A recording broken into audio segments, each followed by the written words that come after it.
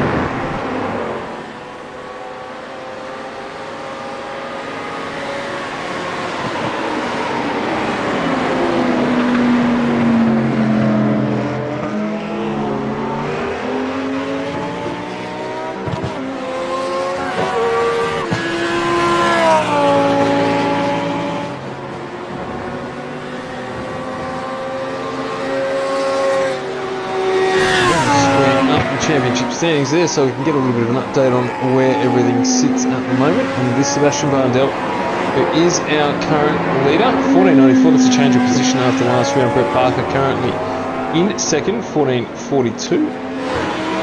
Getting Scott Rankin at 12.84. Nathan Herney at 12.23. And Ben Pollock currently sitting in fifth with 9.59. Andrew Goldman close behind him, along with Rodney Hobbs and John Baldwin. So top rounds still to come into account. Allows for drivers who aren't going to be in for a night, like Scotty Rankin's not going to be running tonight, so this will be a drop round for him. Those rounds will come into it the conclusion of, I think it's next round. The calculators in the final 2 rounds cannot be drop rounds.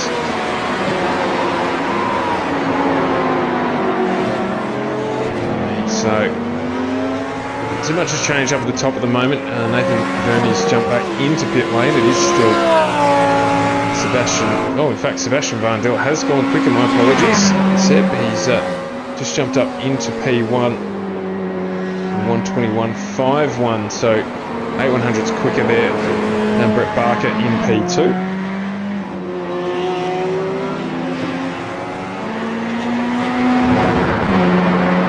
So the question is, can Barker go off?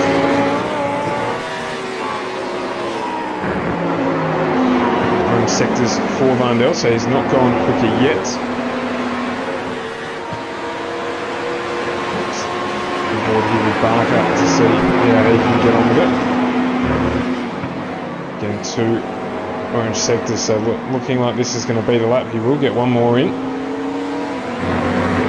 This is qualifying. Not being a heat race tonight, can run right through, so if the driver starts the lap off with a second to go, they will get that lap to complete. So still time for drivers to do a run.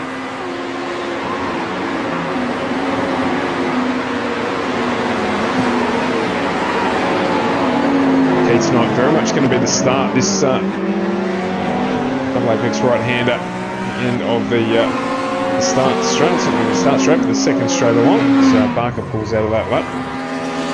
Can be a little tricky on cold tyres off camber as well. So goes down to the fastest part of the circuit here.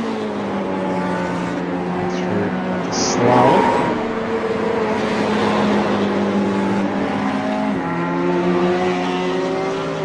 So the slower segment of the track here. Looks like Vandel just biding his time out on track. Which he is.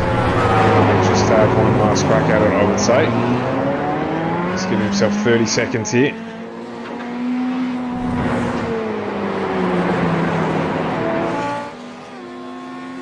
I think Brett Barker's going to get another lap in though. Far too much of this one to complete, so Blake Urquhart will. So will John Baldwin. Bernie's just started a flying lap. Pollock's to complete a flying lap. Let's see how this goes. Let's stay on board here with Blake Urquhart, the first of our late runners, to see if he can do lap. He's flashing the headlights there just to let that's Dwayne Voss just know that he's on a flying lap. Not too surprised here if Dwayne Voss moves over, links him through, unless he equals on a flying lap, which he could well be.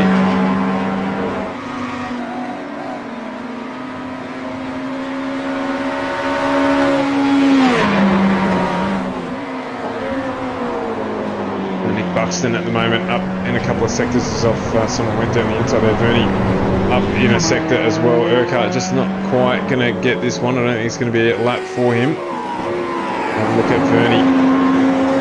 See, gets through. He's a little bit further up the road.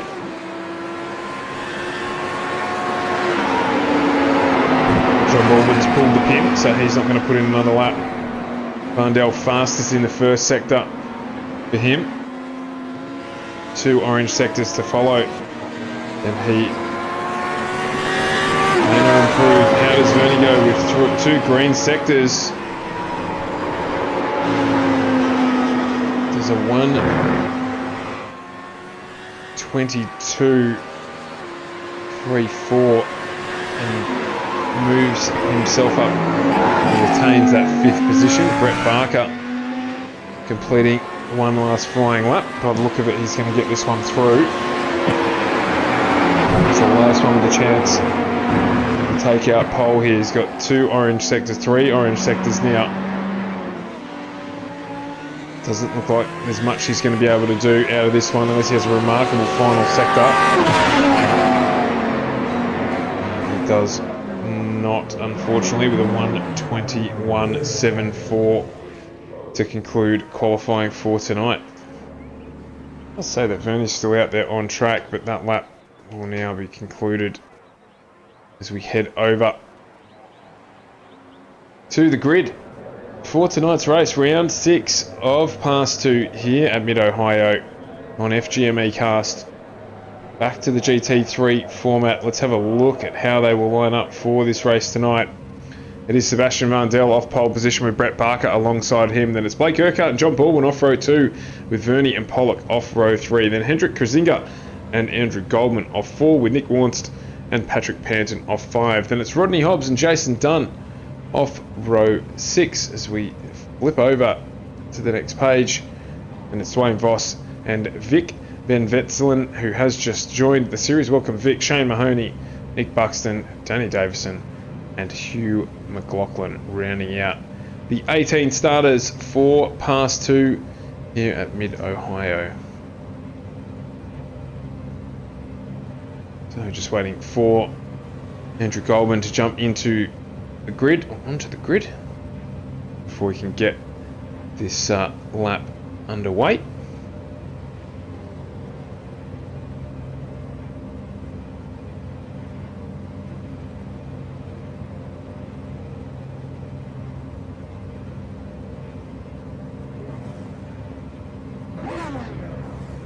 So there will be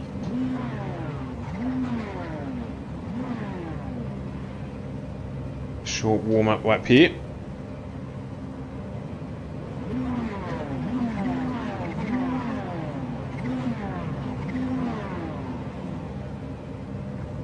So Jason Dunn starting from pit lane, it looks like.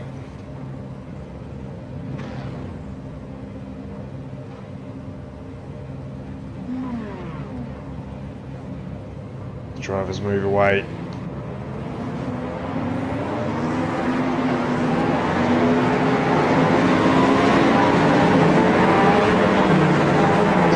pit stop here tonight. Who's going to go early, who's going to go late? Pit entry here can be a little bit awkward. We start to form up. You'll actually see the entry to pit lane just off to the left there. Very, very short warm-up lap as the siren beeps for the pace car to go in, and we've got green and we're going.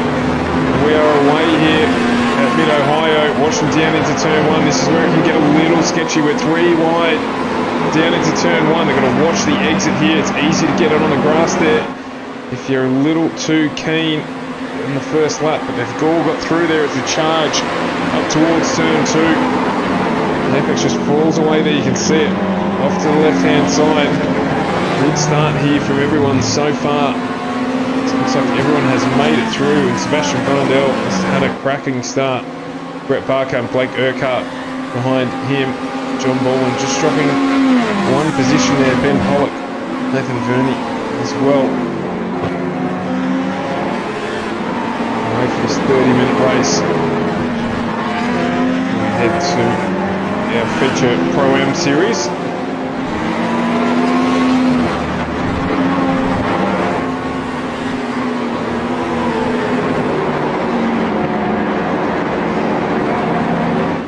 Just be wanting to settle into a groove here. Just in the background there, we've got John Baldwin just getting a little bit loose. Sorry, it was Ben Pollock, my apologies. Getting him a little bit loose. He's under pressure now from Nathan Verney.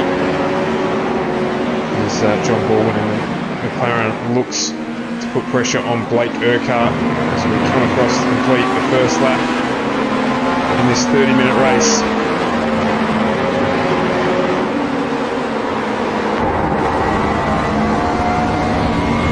Now with John Baldwin in pursuit of Blake Urquhart towards the top end of the circuit.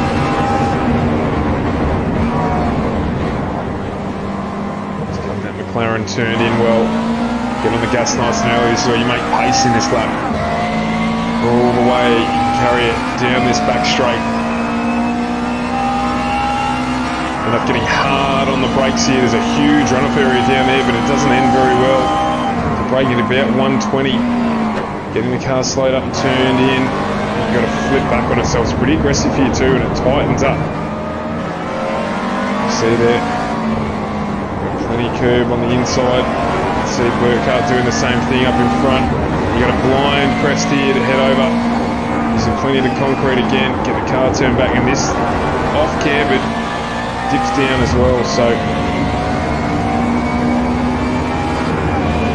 great little circuit.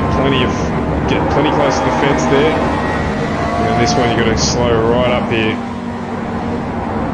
Get it turned back in as he has. Looks like he's got someone just behind him there. And very, very quick lap of Mid-Ohio. Oh, there's someone's around in the background there.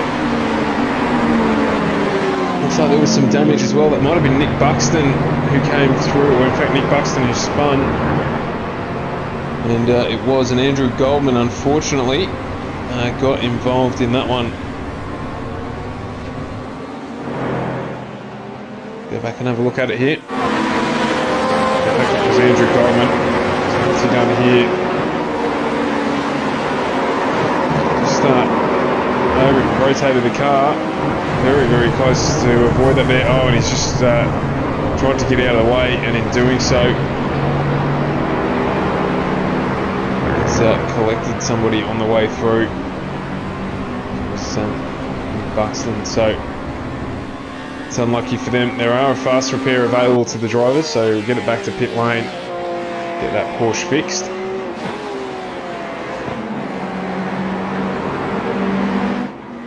Might have been Nick Launched. And got pretty lucky there on the way through with that incident.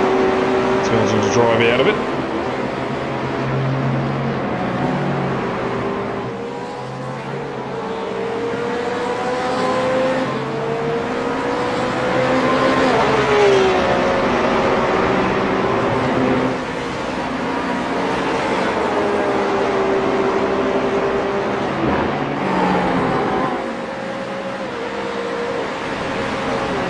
Thanks, Robert. Cheers for joining the stream tonight.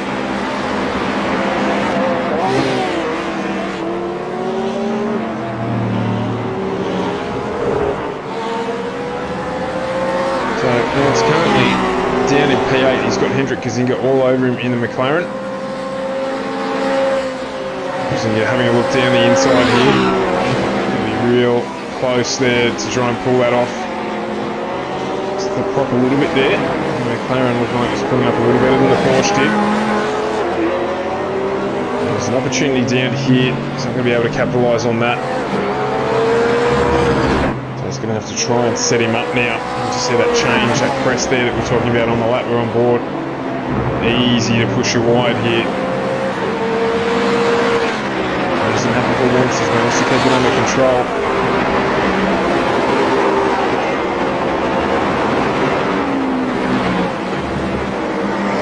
Oh, and he's lost it. Going down into the final segment.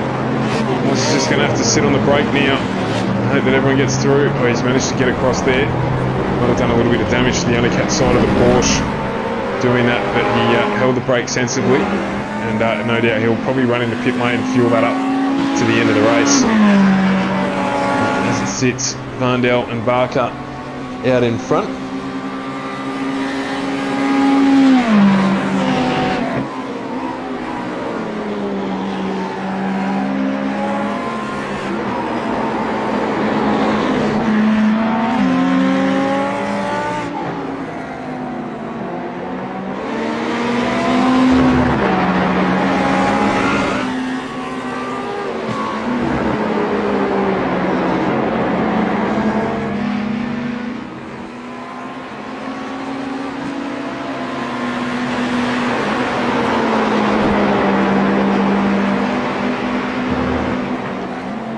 Down through the field as well. Looks like newcomer Vic in the I wonder who that was in the Locked On Lads colours, or Locked On iRacing colours. So welcome to the series, Vic. I thought for a minute there that Nathan Verney had made the switch across to BMW. Now we've got a second entrant, which is always good to see. Locked On Racing guys doing their thing. And of course there's plenty to listen to on that, plenty an update on the series as well, so jump on to your favourite platform and have a listen to that podcast, which comes out every week.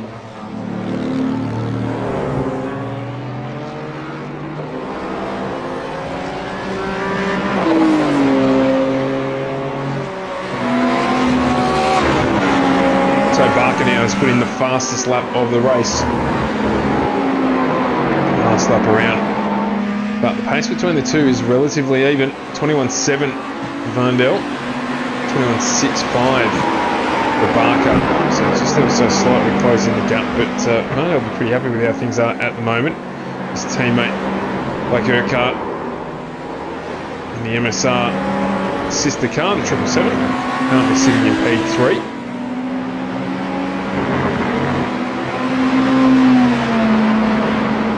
Like John Baldwin may have had an off.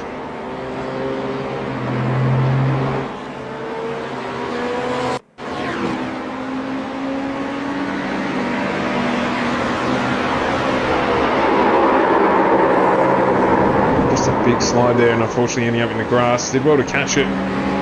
Did very well to get off the track as well. And that fantastic livery. One of my favourites. Just that one done by Index Designs, the naming rights sponsor of this particular series. So you can hit them up for all your best car design needs. They do a lot of custom stuff in terms of recreating liveries, but a lot of custom stuff as well. So they did a McLaren up for us, or a McLaren livery for a Porsche up for us. It's a sacrilege, but it came out and it's absolutely fantastic. Sure they're responsible there for John Baldwin's livery as well, so we'll reach out to them. We're looking for a livery for your current iRacing project. So Verney has just closed up on Ben Pollock in the Ferrari, so that gap has been reducing now, and just looking like he's making a little bit of a mistake out of the exit. And that has allowed Bernie to get up the inside of that Ferrari and move up into P4. So not too sure what happened there. See in the background there, Patrick Panton just using all of the available track as you should do on the exit there.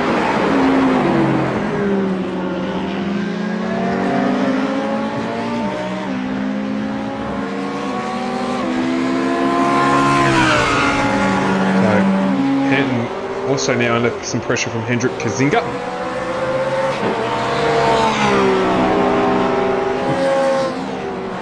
So Kazinga putting the pressure on before into Nick Walst. Just dropping him out of the screen there a little bit. That's not helpful for him.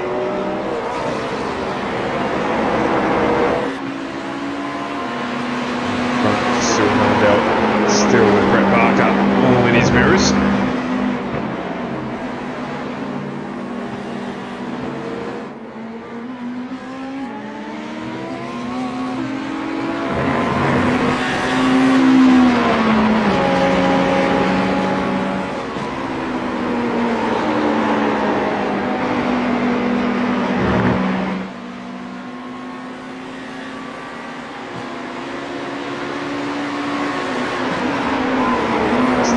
Halfway point of this race already. It's a pretty physical lap here at Mid-Ohio as well. There's not a lot of opportunity for breaks for the drivers. They get 5 or 6 seconds here to just readjust things, but then before you know it, you've got to prepare for this braking zone. So if you get it wrong, you end up all the way down, basically off the grid. Massive gravel trap there as well, so it takes a long time to recover from that. Make sure you get your braking marker right and get the car turned in. Of course, it's where most of the pace in the lap is generated. Panton now very much under pressure from Krasinga. As Krasinga goes wide in the McLaren. So Krasinga has gone wide. That's allowed John Baldwin to get back in front of him after his earlier mistake in the 135 entry.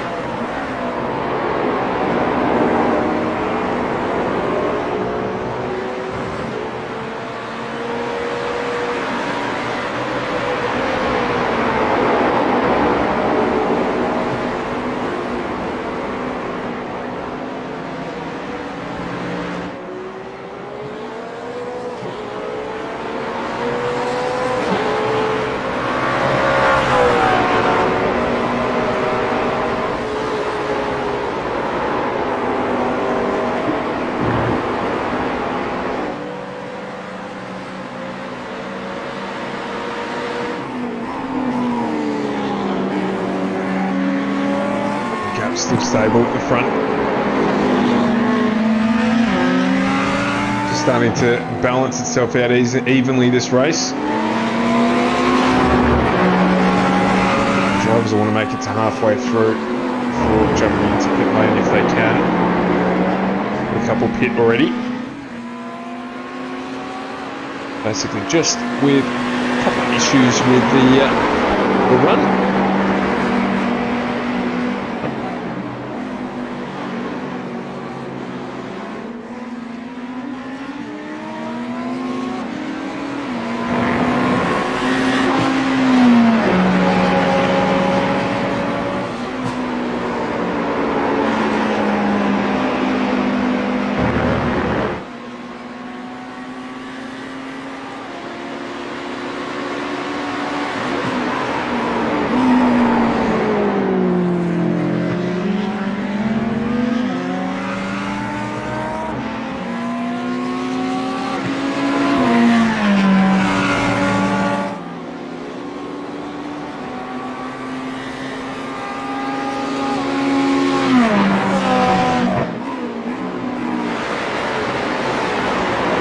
Battle for 6th, 7th and 8th. It's spread a little bit.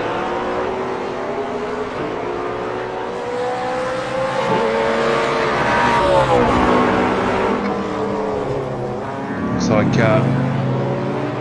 BB is under pressure from Jason Dunn now.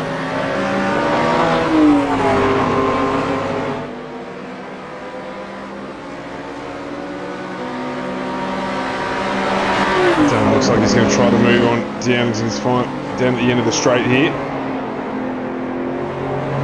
BMW gets pulled up in time, just manages to defend.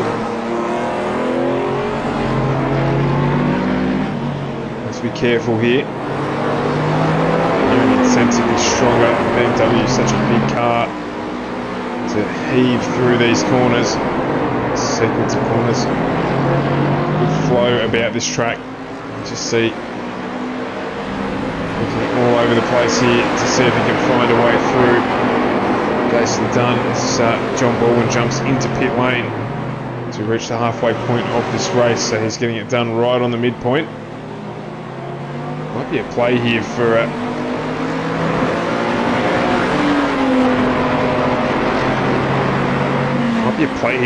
Dunn to jump into pit lane out of sequence to if he thinks he's got the pace over the McLaren, which he's trying again here. He's going to have to make him go around the long way. So Vic defends that inside line. He's going to better exit in the McLaren if he can. Use that draft that will come. Trying to get past him now down at the end of the back straight.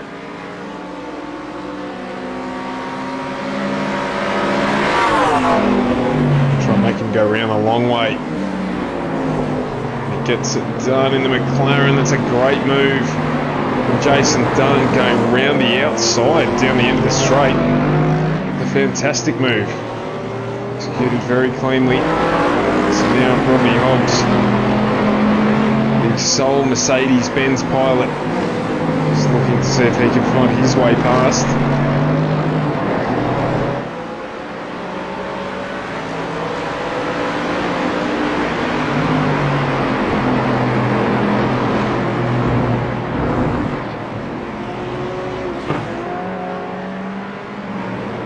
Jason Dunn there, so Jason just going around Hobbs into pit lane here. Difficult entry, actually get it right. Up the front meanwhile, the gap between Vandel and Barker has come crashing down. So it's now just on 4/10.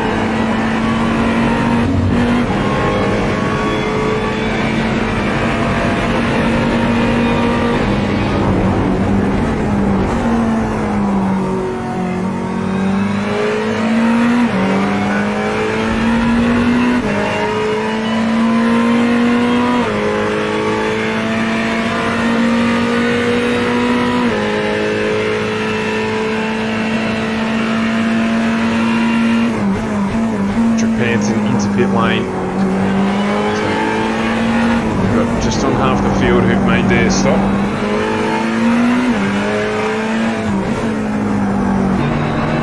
Now our leaders come in.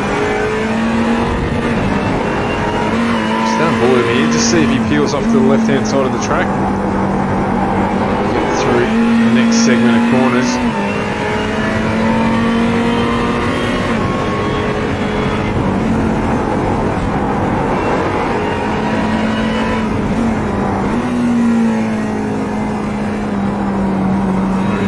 So Vandel's going to go around again. Still holding off Brett Barker.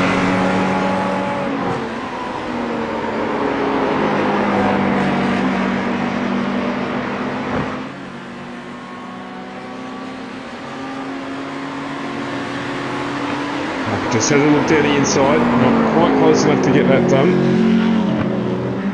Just letting Vandel know that he's thinking about it though. Looks like Blake Burkhart might have had an issue because he has dropped a spot to Nathan Verney. So Verney Now up into P3.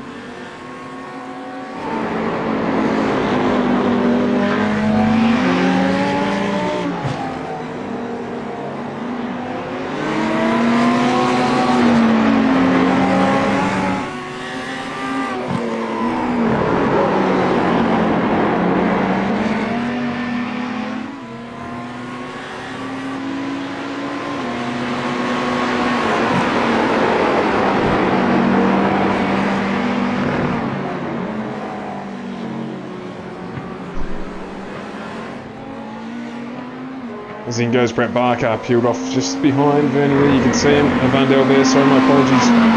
Just peeling off there in the background. So Vandel's going to get one more lap. He's going to make this one a good one. Just to make sure that when he jumps into pit lane, Barker can't get the undercut done. So Blake Urquhart's decided to jump in as well. So that was Vernie up into second position. Ben Pollock jumps in as well. So these guys just making their final stops. Hendrik Kazinga yet to stop. Vernie yet to stop. Vandel yet to stop. The rest of the field have made those stops as required. We get down to the latter stages of this race. 8.5 minutes to go here. I imagine that Vandel will be in this lap.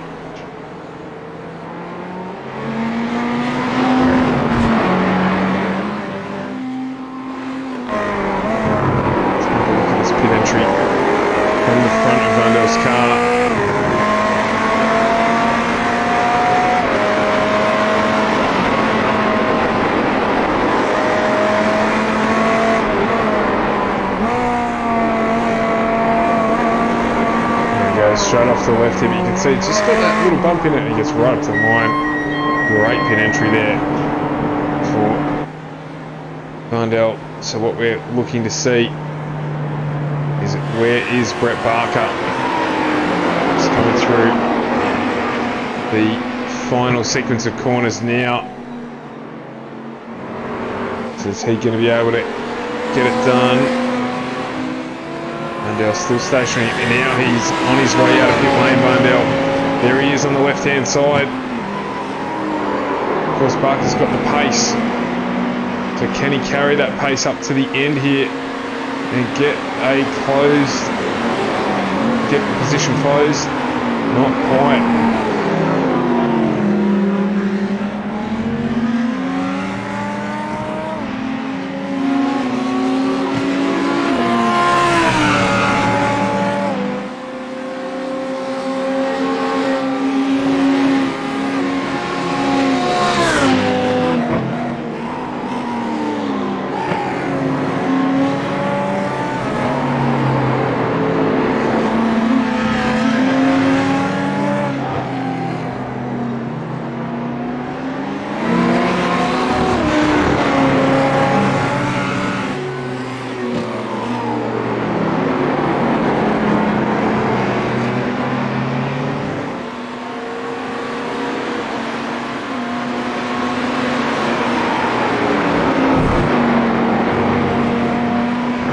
So 6.5 minutes to go here. He's going to have to try something, Brett Barker, to see if he can get past Vandel, who's run a good race so far. Evan Vernie's retained his position up at the front in P3. Blake Urquhart's got about 9 seconds to make up there if he's going to do anything. Seems like someone might have just gone off in front. Patrick Panton now in P5 after all the stops and processes. Got John Baldwin behind him. Really, as these battles have sort of sorted themselves out, it's really at the front where there is a battle to be resolved.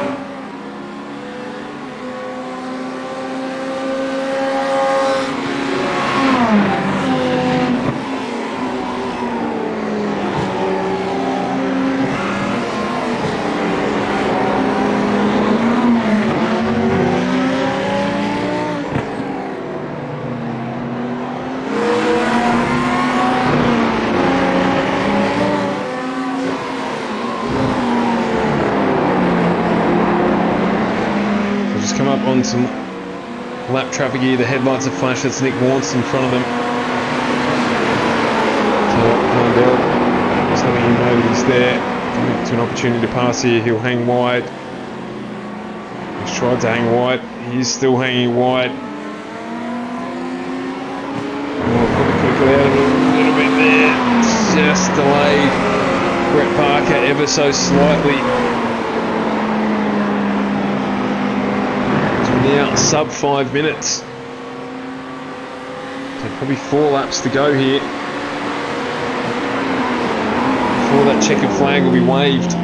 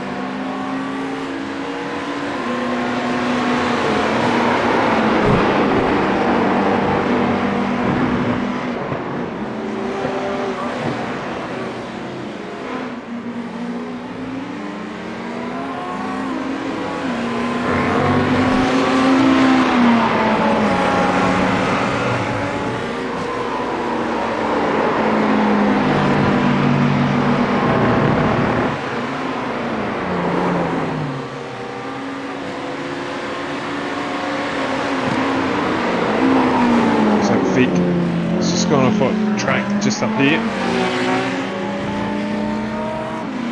As Van Dale and Barker continue to press.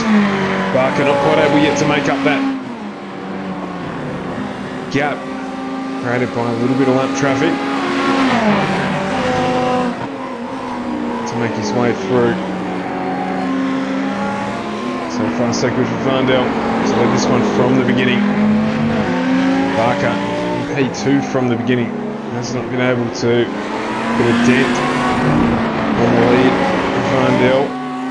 Well, it is coming down now, down to 3/10. So there's going to be some pressure felt here by Barker and by Van Dale. We're getting to our last couple of laps.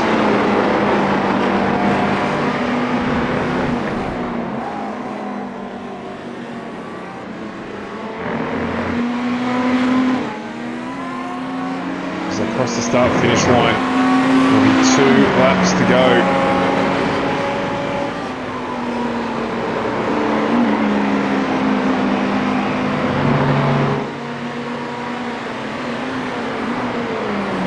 Barker will be using the slipstream here. He'll be trying to eke his way up onto the back of that Ferrari.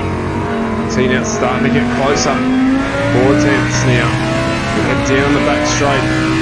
He's going to have to try and probably set him up for the next lap down here if he can. See that gap closing again. So he just needs to try and maintain that margin. Final lap he's going to have a dig. Some great pass around the outside earlier on. Carried out by Patrick Hansen. So Kendrick Mazinga's had an issue. Dropped positions, but we'll stick with this at the moment. Barker all over the back of the 474, Sebastian Van Dale.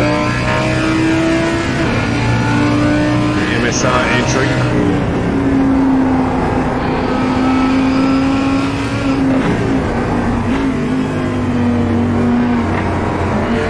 This is where it's going to be important now, out of this corner.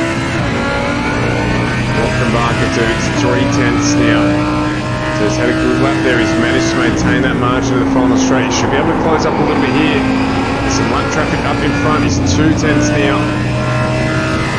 He's got to use this straight to his advantage to close that gap right up. Shane Mahoney just gets out of the way there. Good driving from Shane.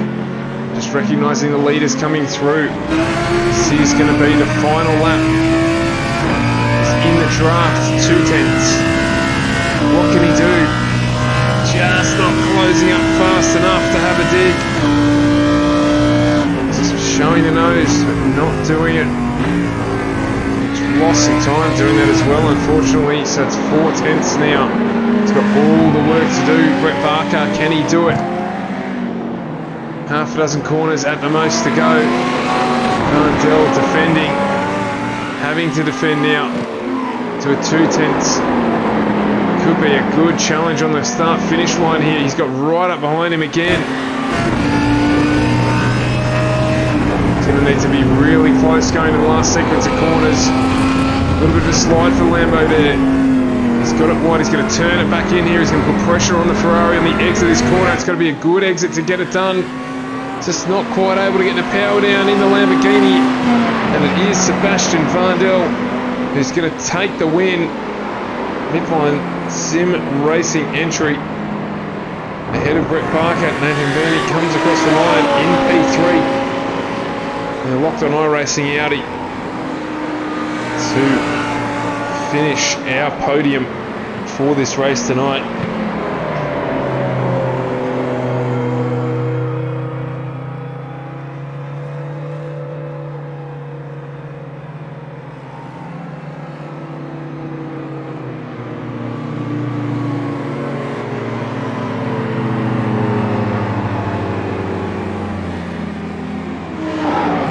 So a good race there from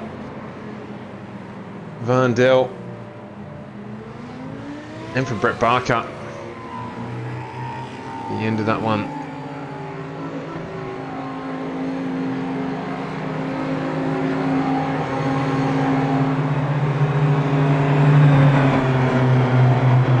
So that'll have some good impact on their current championship standings. Waiting for the guys to jump in to the green room. Say hello to them and see how they found that one. Head over to qualifying. Should do now, bring up the dual screen. There's a vortex of sound coming through at the moment. That is because we've got both streams running at the same time. Just off there from pass 2, just to bring you the last bit of qualifying for pass 1 for the Pro-Am, I should say. We'll be joined by Carl with you shortly. So let's see if Brett Barker and Nathan Vernick do jump in to the booth.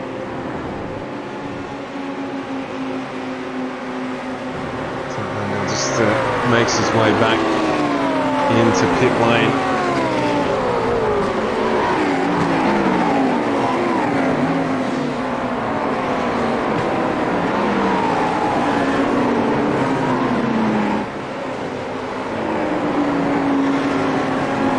We are joined by Sebastian Vandel, winner of round 6 of pass 2 at Mid-Ohio. Sebastian, a great drive from you there. Brett kept you honest the whole way though.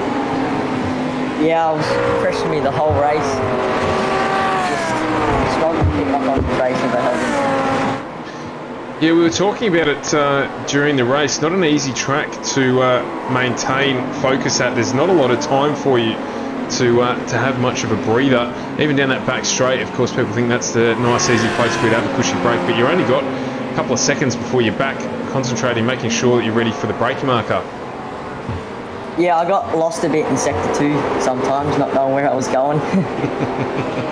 That can happen obviously through the flip-flop there as well. So it's an interesting track. How did you find running at Mid-Ohio in the GTs?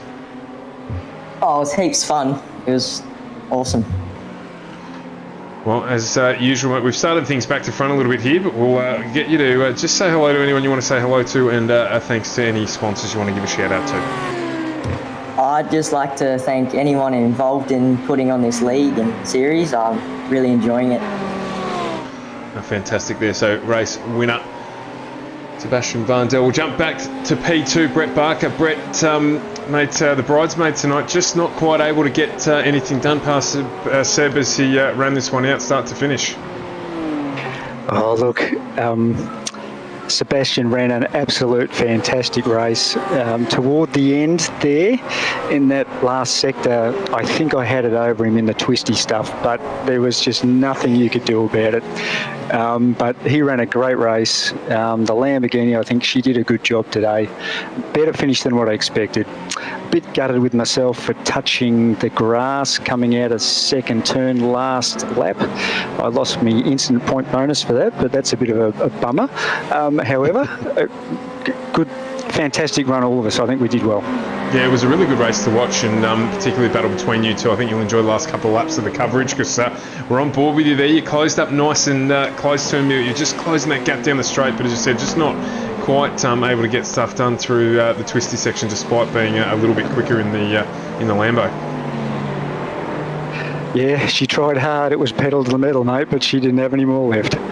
And just the same question to you as well. Mid-Ohio, obviously an interesting track, not one that there's a couple of different tracks globally that you could sort of contribute towards it, but an interesting one to run in the GT3s.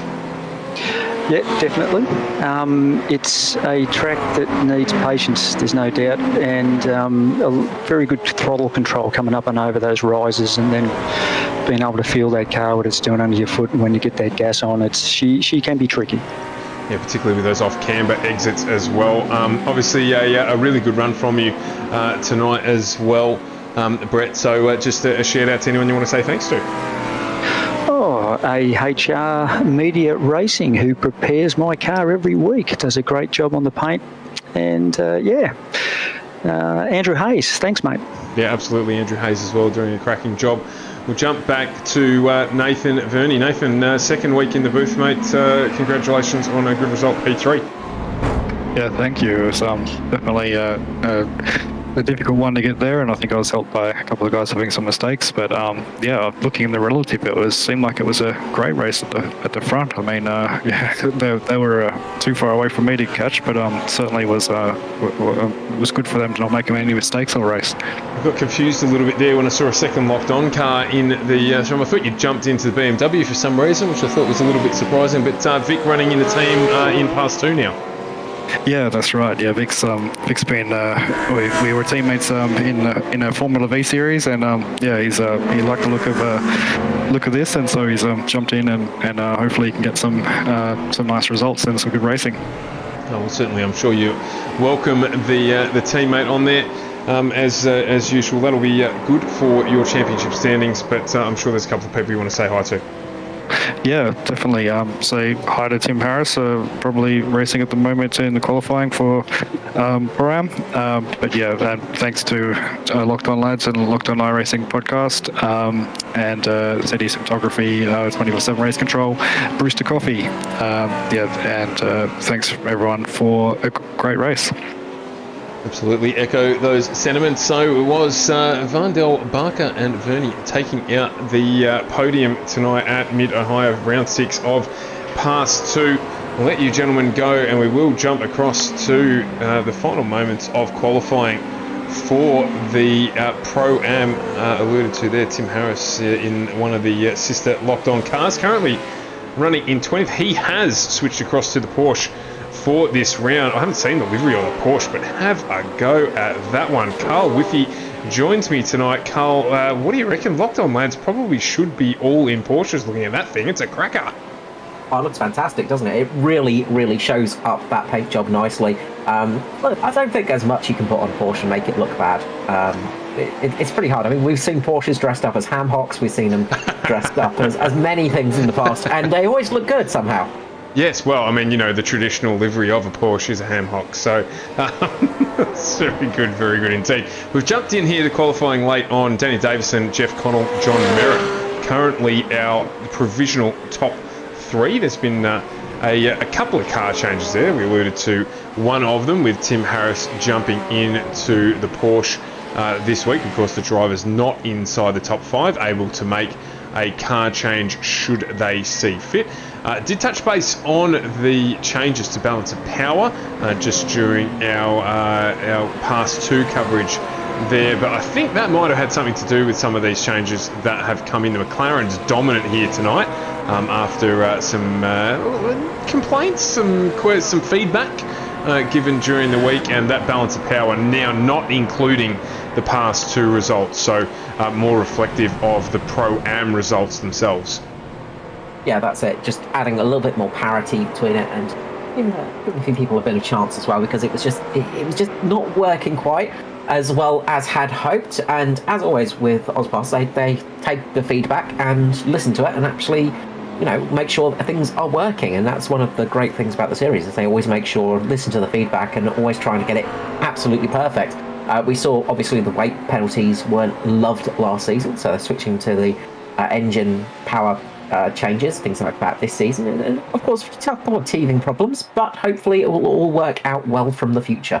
Absolutely. Other driver change or car change, James Pettigrew switching from the Porsche to the McLaren, and working out well for him there, jumping into P12 in qualifying. So very, very short run in here for the warm-up. So let's quickly get into our grid and have a look at how round 6 is going to form up here at Mid-Ohio in the AUSPROAM Sim Series, brought to you on FGME Cast by simrigs.com, the primary sponsors of the series. We'll run through and give some love to the rest of them in a moment. Danny Davis and Jeff Connell off the front row, with John Merritt and Mitchell Bolton off row 2. Ross Rizzo, Trans-Tasman Racing, you're not reading that incorrectly, has joined that team in row 3 with Jack Boyd next to him. We've got Fletcher and Capel off 4, with Funslow and Hughes off 5. Then Scott Gray and James Pettigrew off row 6, as we flip a little bit further back to look at Michael Rosenblatt and James Ruwalt off 7. Then Benson and Audie off 8. Then it's Mansell and Miles Bond off 9, with Jordan Peter and Matty Johnson off row 10. Then we look at Tim Harris and Alex Court off row 11, with Christopher Hent and Ryan Casher off row 12.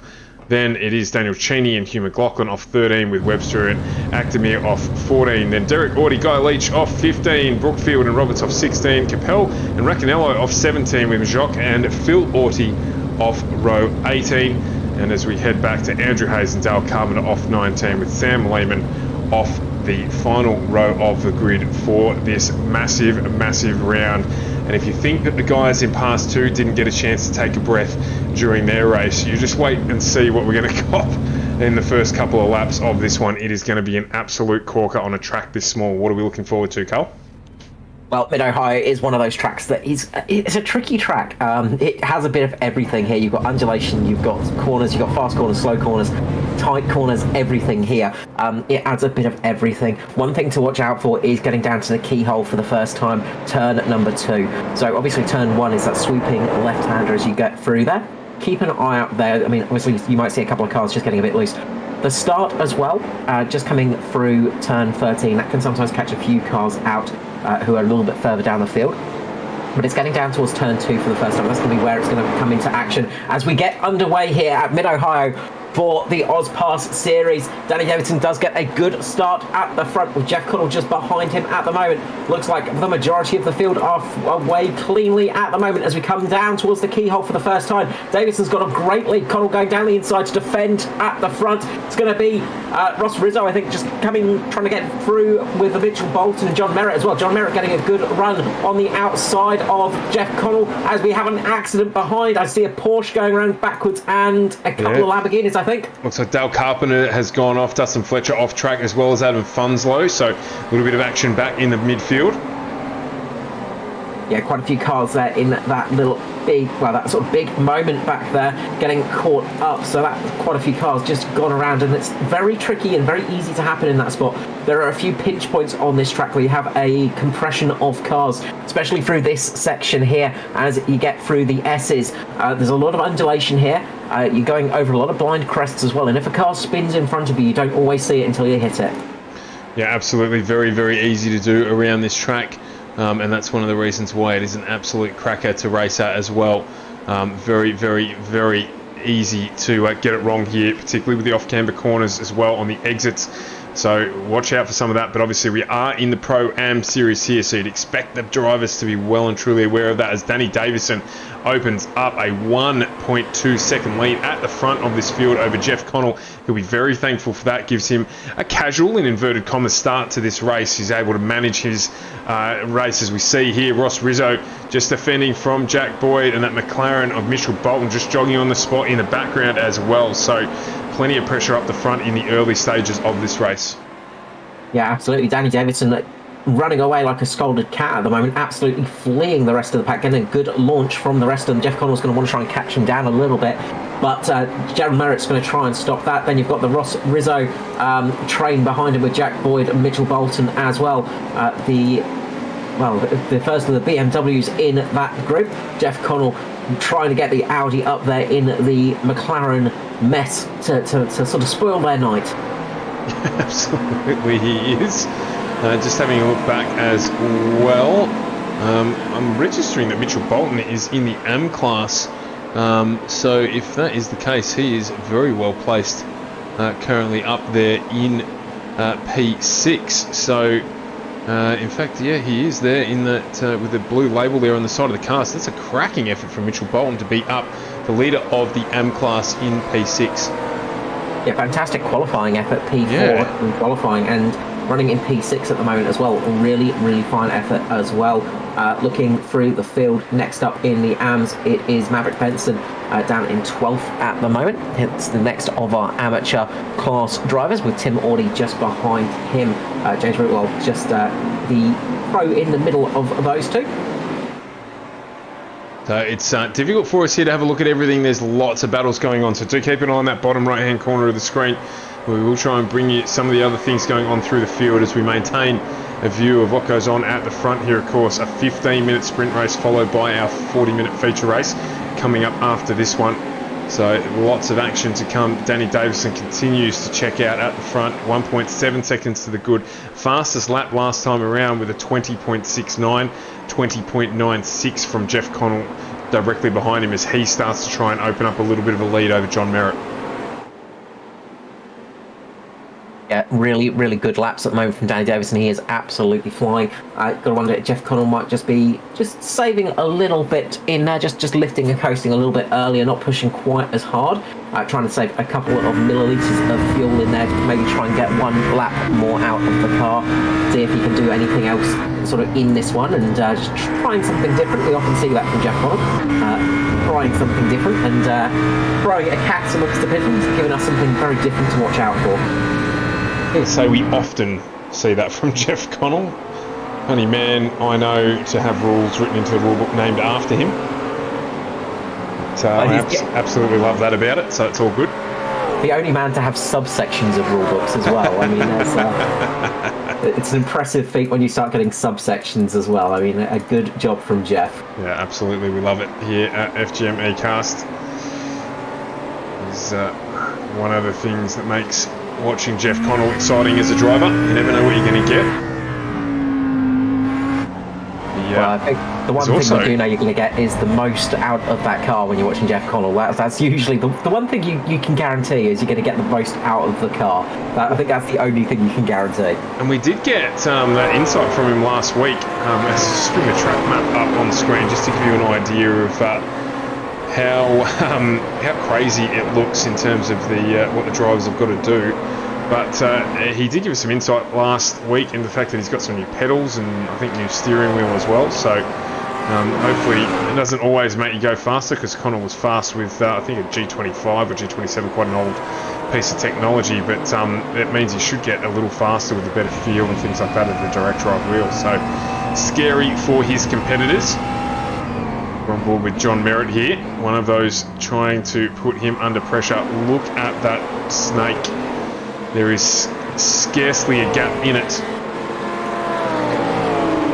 Barely fit a paperclip between these cars at the moment. They are nose to tail as they go through the field.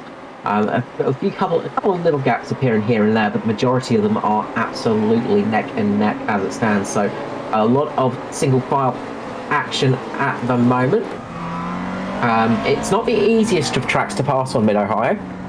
There are some good opportunities for it, especially at the end of some of the longer straights, but you do have to be a bit careful because the car can get off balance and you can lose a bit of lap time, especially as you're going down towards the S's of turn number 4, 5 and 6. So I'll talk you through a lap a little bit later, but it is one of those tracks where it does get a little bit tricky to pass on. Yeah, most certainly it is. There's really only two strong opportunities, which is of course at the end of both of the long straights. You can try and get it done into the final sequence and certainly out of the exit here, but you've got to be a long way up to it. So towards the end of this straight here is definitely one of those opportunities, but again, you've got to be right up. As you see in the background there, it looks like Jack Boyd was just having a look, just letting Ross Rizzo know that he's there and that he is here to play for keeps, and just sticking the nose of the 058 BMW out to have a sneak peek. A little bit of contact further back. Alex just got caught out, unfortunately. A little bit of net code, I'd say, with that one, as he's just trying to get past Matthew Johnson. Car just gets tagged a little bit and around he goes. From my point of view, they weren't close enough. It was just, unfortunately, a little bit of net code. Around he went and caught Tim Harris, unfortunately, in the nose. So a little bit of contact a bit further back. Oh, as Daniel Webster gives us an indication of just how that looks down there. Just not, probably got enough room on the exit there, as it looked like Christopher Hand just made minor contact with the left-hand rear wheel of that Porsche, but nothing too diabolical there, as you just see Daniel Webster now make up a second position. Big news in the AM class. Maverick Benson has had a big moment going into turn number 4. Braked a little bit too late. It's a little bit uphill. That corner gets a little bit off camber, and he's gone off into the kitty litter, off into the sand, and that's dropped him a whole heap of positions. In fact, I can't even find him on the timing sheets, Carl. He's gone that far off, so it's he drops down. Disappointing for him. Dropped down to 32nd place overall at the moment, so a lot of positions lost in that little mistake, unfortunately. Meanwhile, we've got a battle going on for John Merritt and Ross Rizzo at the moment, side by side. Jack Boyd just sitting behind him. The BMW's trying to make advantage of their size and try and hustle the waves around the McLaren. Can't quite do it there. They're going to get the inside from the next corner. There's contact. Around they go. Jack Boyd catches him. John Merritt gets hammered by both of them behind him. Big moment there. And John Merritt is very much going to be feeling that one. Quite a bit of damage to the front of that car as well, and he's sort of got into a position where it's going to be very hard to recover it easily. It's going to be a long recovery there of just trying to reverse it out and get it back on the track. Yeah, it looked like there, unfortunately, that Ross Rizzo tried to do the right thing and redress that and give an opportunity for Merritt to get going again, but in doing so, just checked up the field a little bit, so he dropped a position to Mitchell Bolton, if you don't mind, in the amateur class, now up into P4, and Jack Boyd managing to get through as well unscathed. So a tiniest little bit of damage to the front of the 58 of Jack Boyd, but nothing substantial enough that means he's going to be out of the race. That fighting there has helped the leaders just skip away a little bit as well. Connell now out to a 3-second lead. Danny Davison out to 5 seconds at the front of the pack. Yeah, it's given him a little bit of breathing space. You can see Jack Boyd is trying to hustle that Beamer along. A little bit of damage on the front, but shouldn't be too much for him. And Mitchell Bolton, a little bit of damage on the front of his car as well. So both of them getting a little touch of damage on the vehicles, but it's not affecting them too much as it stands. They'll just be cruising around at the moment, just trying not to panic, just keeping an eye on what's going on with them, and cruising home now, and cruising along a couple of laps and then getting back into fighting mode. That's usually how you go. You just want to take a mode to settle down, take a lap to settle your breath, and then get back into the fight. So another look back here at Tim Harris in P18. He's just fighting with Matty Johnson and Daniel Webster as well. This is not for class position, but certainly for track position. There's fantastic looking cars out there tonight. A bit of squiz around, and some beautiful liveries out there tonight as well, which is always nice to see.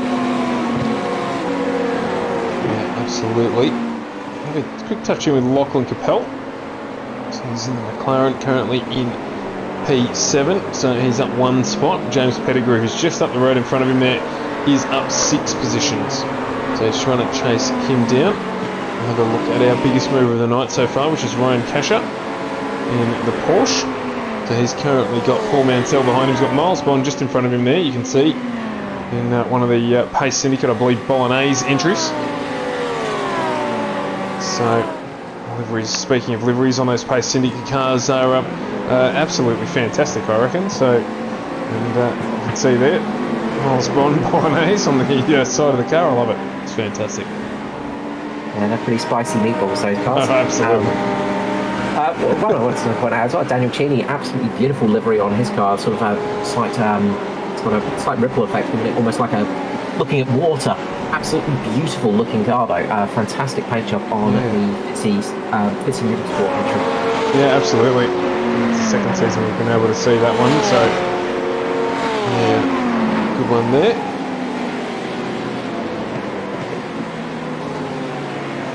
Right, up at the front, things just relatively stable. Yeah, 2.5 seconds between these two gentlemen, Danny Davison and Jeff Connell. They'll both be pretty happy with how things have gone so far. Jack Boyd up 3 spots, he'll be happiest, but of course a reverse top 10 coming up in our second race. So these gentlemen will at this stage have a bit more work to do to make their way through the field. Of course, as Carl alluded to, the difficulty of passing here will make it all the more important that they get a good start in that main race. See if they can get some of those positions. Otherwise it's going to be a long feature race for them. Trying to get to the finish and make up those spots. So, but still not quite finished here. We're going to get 2 more laps, I think. As Davison just comes around the final sequence of corners. It's going to be by the skin of the teeth if we get there. In fact, I think we are going to miss out. So this should be... But no, he's got to cross, so we will have 2 more laps. Oh, now that's going to fare for anyone with fuel in their calculations, because he's just got through there by a matter of seconds to mean that we're going to do a second or 1 more lap. Maybe he'll just slow down on the tail end of this lap if he's got the time to do it. Yeah, this could be something that affects, of course. This is one of the things about endurance racing, is it's not laps, it is time. And that can really affect you if you miscalculate the old fuel numbers. The potential here for that to happen, as he's already halfway through the lap. About 1:21 at the moment is the lap time. So if he just rolls out of it a bit here, he could save, or he could try if he's got the extra fuel, because of course none of the drivers have pit, so I'm just not quite sure on what that window is. Should be 15 minutes. You'd hope it's 15 minutes, but of course we could go that 1 extra lap. Yeah, that's it. You know, often they'll just have that in mind. It's just keeping the what if scenario, they call it in endurance racing. The what if things go wrong, and it has been something that has caught many a driver out in the past, and many a team out in the past, and especially at some of the big enduros, of course. When you're running for a very long time, that can be a big handicap sometimes, and that can really, really affect you. Well, we're going to find out. This will give us an insight into the feature race as well, as we head around for our final lap here for race 1, round 6 of the AUSPROAM Sim Series. Video hire brought to you by simrigs.com, HJ Plant Repairs. Of course, we also have 93PC, Computer Technology Corporation, Phoenix Smokers, and Chuka Toyota. Big thank you to all of those sponsors, because without them we could not bring you these fantastic races every week, which is something we love doing because we get some fantastic action out there. But tonight, this first race at least, has been the Danny Davison show. He has absolutely been dominating in that very pretty McLaren.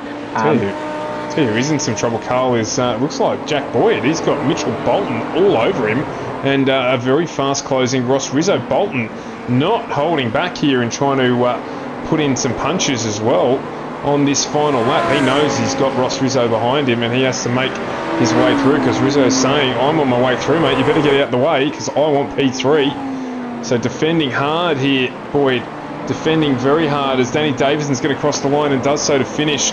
Sorry, Danny, we're going to stick here with the battle for P3 as they come through the final corner, and it is going to be Jack Boyd who gets that one across the line, but he was struggling at the end there. In fact, I think, oh wow, Ross Rizzo's decided to stop on the start-finish line and gets taken out. So, not necessarily the best place to park your $150,000 plus BMW, but anyway. John Baldwin's joined the chat. G'day, John. Good run from you in the past 2 series. As that race concludes with Danny Davison, Jeff Connell and Jack Boyd taking out the top 3 places. Then it was Mitchell Bolton, Ross Rizzo, 4th and 5th, with James Pettigrew, Lachlan Capel, Jared Hughes, Scotty Gray in the Moo Cow, and then Michael Rosenblatt finishing in 10th. So it was Mitchell Bolton taking out the AM with Tim Audie in P2, Miles Bond in P3. And John Merritt, unfortunately, finishing dead last tonight. So that's going to make the feature race a lot harder for him. We know that car's got some speed, though. So that is something to look forward to seeing that come through the field later on tonight. We'll see how many places John Merritt can gain back after that little incident through the S's. Well, particularly that driver as well. We know he's fast. And we know that certainly that Ross Rizzo would have been on the radio apologising profusely for that, which was just a racing... It looked like a racing incident. He was just trying to get the pass done there, just not quite enough room. So, anyway, we'll see what comes of that. There are other means for those things to be dealt with. Yeah, it's one of those things, unfortunately, and you do have those little incidents in spaces like that. It is one of those tricky spots that if you brake a little bit early, sometimes it can catch the driver behind you out that little bit.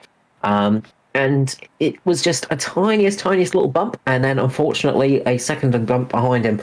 And I could hear on my side of things where I listened to all the drivers' radio and all that kind of stuff. There was a lot of apologising going on quite quickly. Yeah, absolutely. So, we've got the warm-up happening here. There'll be a few drivers who'll jump out on track. Dale Carpenter's going to give us a little bit of entertainment in the 95 Lightning McQueen liveried entry. So we'll stick with him for the time being. McMahon's able to give us a lap around the track here, Carl. Yeah, hopefully we'll actually get a full lap around on inner lamba of Carpenter here and get a bit of a view here. So we're coming down the back straight here, and this is one of the longest straights of the track, getting up to a decent speed, over 200 odd kilometers per hour. It makes it a little bit late in the braking zone there, goes off, and that's one of the things you have to be careful of on this track, is that section. It's very easy to outbrake yourself and go off, because it sort of catches you out a little bit. There's a little bit of an uphill section, and that part of the track has caught out many drivers in the past. Let's see if anybody else is going to go out on track though. Looks like they're all using this time to take a quick comfort break and have a bit of a sit in pit lane. Dale Carpenter back out again. Going out again. So we'll try again. Just going to go and grab a glass of water, Carl. I will let you talk through a lap, hopefully this time with Dale. Yes, so coming down towards the keyhole here, so turn number 2 after the front straight. The back pit exit, something you've got to look out for here as well. Pit exit feeds into the corner effectively, so if you cut that corner a bit too much, you will get a slow down penalty, but you'll also be cutting into pit lane, so you can cause some big accidents there. So through the keyhole right-hander, down this section here, it's not quite a straight, we've got turn 3 here, and I think Dale Carpenter's just going to jump out again, unfortunately, so we're not going to get our chance of a lap by the looks of things. But talking about the pit entry and exit. So pit entry and exit is one of those ones where, because it effectively, you can sort of see just at the edge underneath the bridge there, the wall ends to stop cars from crashing into the pit lane. But that means as you're driving through the first corner, because it is that fast left-hander, if you cut it a little bit too tight, you can get up on the curb there and launch yourself into cars exiting pit lane, and that can be very bothersome indeed. So we are here, of course, at Mid-Ohio in the beautiful Midwest America, in Ohio, Lexington, Ohio. A absolutely very fun little track, and one of those tracks that is it's not used as much as some of the others, and a few drivers sort of miss out on this one. There are some really interesting configurations here as well, which don't tend to get used as often, unfortunately. But it is a track that, when it goes right, it is incredibly fun. But it's got to go right for that to happen. Yeah, I must admit, it's one of my favourite tracks. But, I seem to remember you doing well here in an IndyCar race that we were in once. well, inverted commas. Oh, better than me. Yes, well, it's only a relative statement. Daniel Cheney comes around. Only got about 30 seconds to go here in the warm-up. A few drivers will have had a bit of practice, I know, in the Skip Barbers this week, because it was the official track last week for Skippies, so a few familiar faces out there that have a good go in the old Skippies and the officials, and a very different car to be driving in to the GT3 cars, but it gives you a bit of a memory for the old track at least. It is such a technical track. You know, it looks simple, particularly by the layout, but I may have mentioned it before.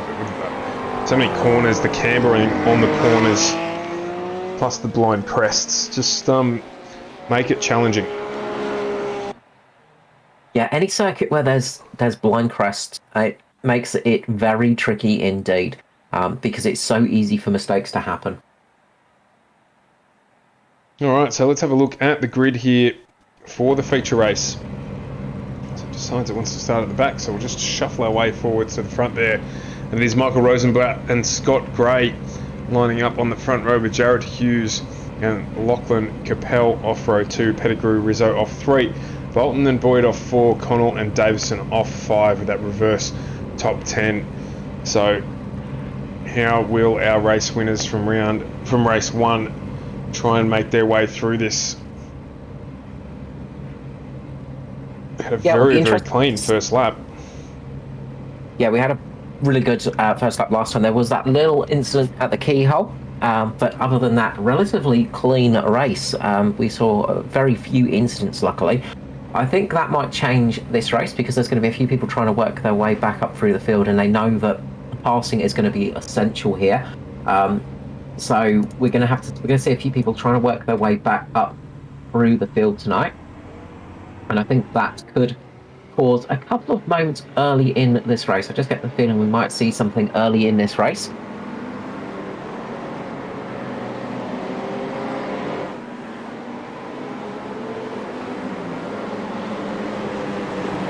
Well, as always, we're focused on our leaders. Bottom corner, focused on the rest of the field as best it can. And that's it, we are off and running here for race 2, our feature race, and it is Michael Rosenblatt who leads away. It looks like there's a little bit of congestion back in the pack, but at this stage everyone through that first corner cleanly. It is a 40-minute feature race. There's plenty of time here. They'll be aware of that as they make their way through, but it is a good start from Rosenblatt and Jared Hughes. Pettigrew behind him. Scotty Gray drops a couple of positions, but that's okay at this point in the race. Jack Boyd already up 2 spots. He's in 6th already as the pressure is on Jared Hughes, putting the pressure definitely on Michael Rosenblatt. Rosenblatt's got the preferred line here. We saw some passing around the outside there during Pro-Am, which puts you on that preferred side. Oh, and there's a touch at the front. There's a touch at the front. Hughes there. That will come under review. I have no doubt at all. Just very late on the brakes there. It's just punched into the back corner there. And that has sent Rosenblatt all the way down towards the back of the field. Yeah, big moment there. Luckily, well, unluckily, but luckily, Rosenblatt did get sort of punted off the track entirely. So there wasn't a big collection of cars behind him. They all managed to check up their brakes and slow down in time. So there wasn't a big accordion effect crash. But that is disastrous for Rosenblatt. Real sad to see there. That's going to drop him right to the back of the field. Oh, there's a spin. I think that's Lachlan Capel has been spun. You can just see down on the small inset there, he's just having to hold out on that McLaren. He's just managed to get it turned around without jumping onto the racing line. And he rejoins. A little bit of contact in the rear from Lockie Capel, from Ross Rizzo, I think it was.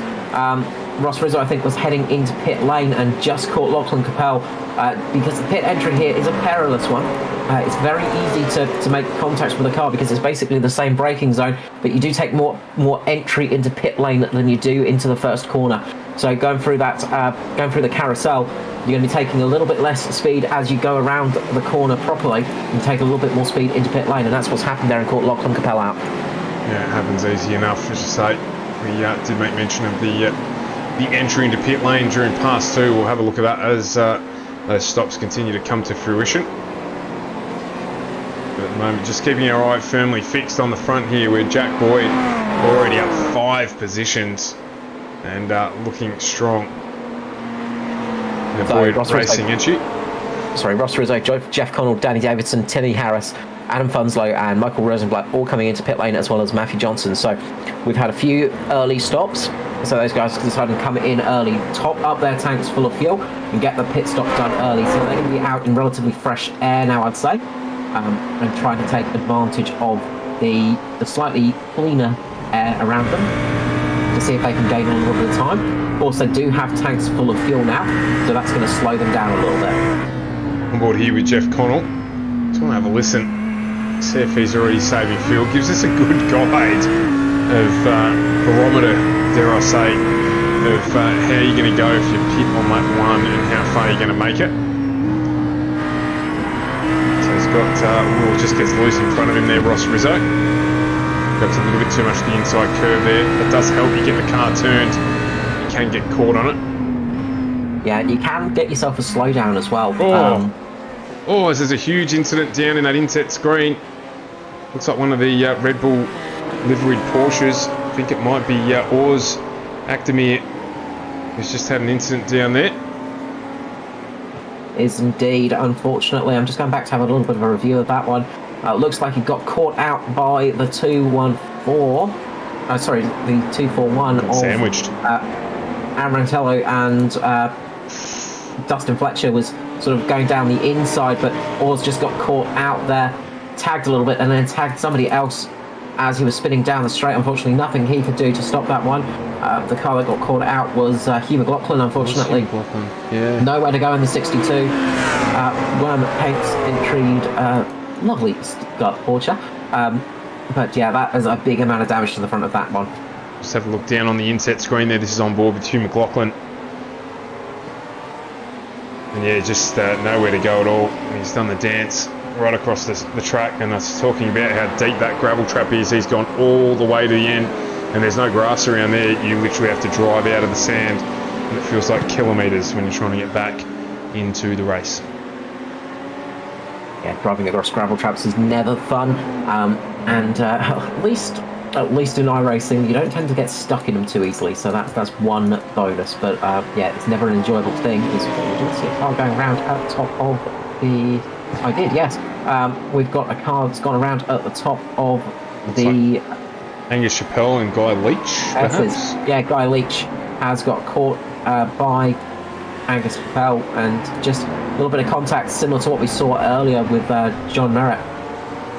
And that is a big one, and sort of stuck in the middle of the track there.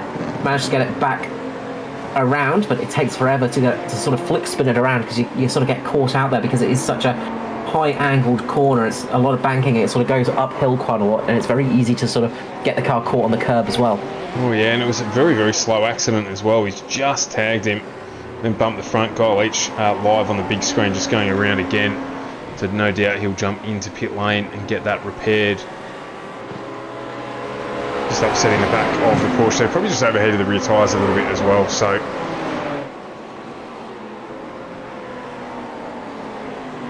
not what you want to do in a Porsche. They don't like it when their rear tyres get hot. no, that's it. Up the front, we've got a great battle going on. Jared Hughes, James Pettigrew, Jack Boyd, and Mitchell Bolton all up at the front at the moment, racing side by side from each other. We've got a Ferrari, a McLaren, and a BMW at the front, battling it out, seeing who has got the right car at the moment. I've got to say, those McLarens are looking very good and doing a good job at the moment. We've got 2 McLarens in the top 4. We've got the Porsche of Scotty Gray trying to catch up though, and then Ryan Kasher, Timothy Audi in the Ferrari, Lamborghini, Ferrari, Porsche, Lamborghini. So BMW is not looking loved out there tonight. It's a big car for a track like this, so it can prove difficult. I don't think there are any Mercedes, are there? No, none. A car that has firmly fallen out of favour. It sounded like there was some contact there in the background. Dale Carpenter just having an issue. Trying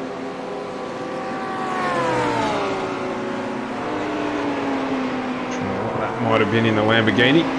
Lightning McQueen. Well, that car is crabbing very badly. So has a broken left-hand rear corner in it. Contact up the front. We've got Jared Hayes, James Pettigrew battling it out side by side. Door-to-door action there, and this is going to give Jack Boyd the opportunity to find his way up. Look at these two battle as they go through the S's side by side here at Mid-Ohio. That's not something you get to see often. So one of those tracks you don't really want to drive side by side at. It is a very one-lane track, and they are doing it very well at the moment. Little bit of door-to-door contact here or there, but they are keeping it action. Oh, Mitchell Bolden gets into Jack Boyd, and we have a big accident there. And we do indeed on the inset screen there, as well as on the big screen. Bolton just getting in. That's how it works side by side here. It's never going to work as well as you think. Boyd just gets the BMW out back onto the track there. And those guys will jump into pit lane straight away, get their pit stops done, and then work on resurrecting their race after some fantastic racing up at the front. So Hughes now has James Pettigrew all over the back of him. And do we need to remind people that James Pettigrew is... no, he is in a pro class. Sorry, I was about to go a different direction with that. We do have Ryan Casher. I was about to say. In P4 at the moment in the AM. So he is currently driving up there. Scotty Gray just sitting in front of him. Tim Audie as well having a good run in the AMs with that Phoenix Smokers liveried car in 5th position at the moment, and he's got Jordan Cleaver all over the back of him at the moment. But they're going to have to try and build up a gap from people like Ross Rizzo and Jeff Connell, who are currently out there. They've got cars that are full of fuel at the moment, but they have got some relatively they're starting to catch up to a lot of the cars now, so this is where they could start losing time. So Jared Hughes, James Pettigrew really need to get the car going, get the move on, try and build up a bit of a gap, so when they do come into that pit stop, they don't fall back into the grasps of people like Rizzo and Connell. Yeah, absolutely.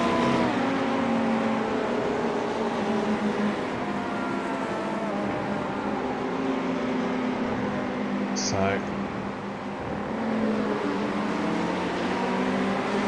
come more into pit lane now as well. Davey Roberts, Phil Orty, Alex Court and Andrew Hayes in pit lane at the moment. So they've decided to come in and get a little bit more fuel. We saw they could manage about 15 minutes, so it won't be long now until they start healing into pit lane. Yeah, that's it, till the majority make their way through.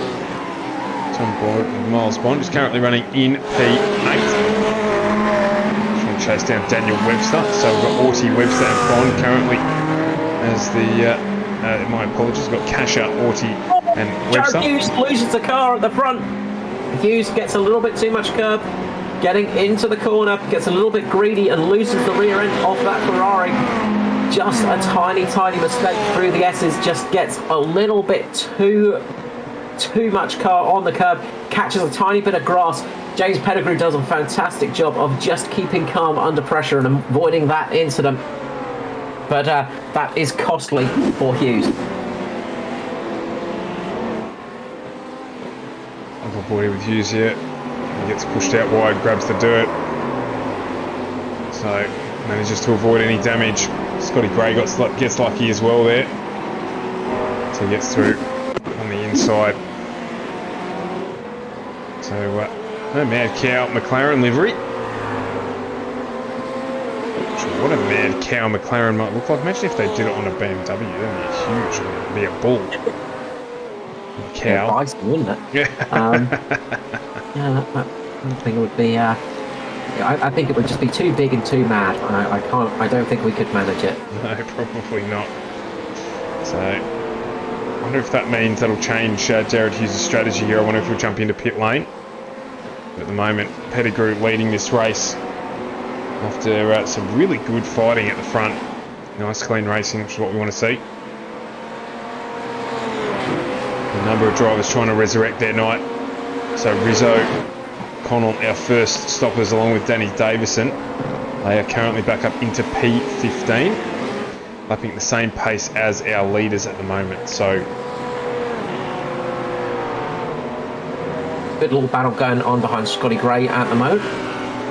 So up in P2 at the moment, Scott Ryan Kasher, the first of the hours with Tim Orney just behind him in the amateur class in P4. Jordan Peter, Jared Hughes at the end of that train. Daniel Webster trying to catch up as well. So Jared Hughes sticking it out there. He's not coming to pit lane as of yet, despite that little mistake.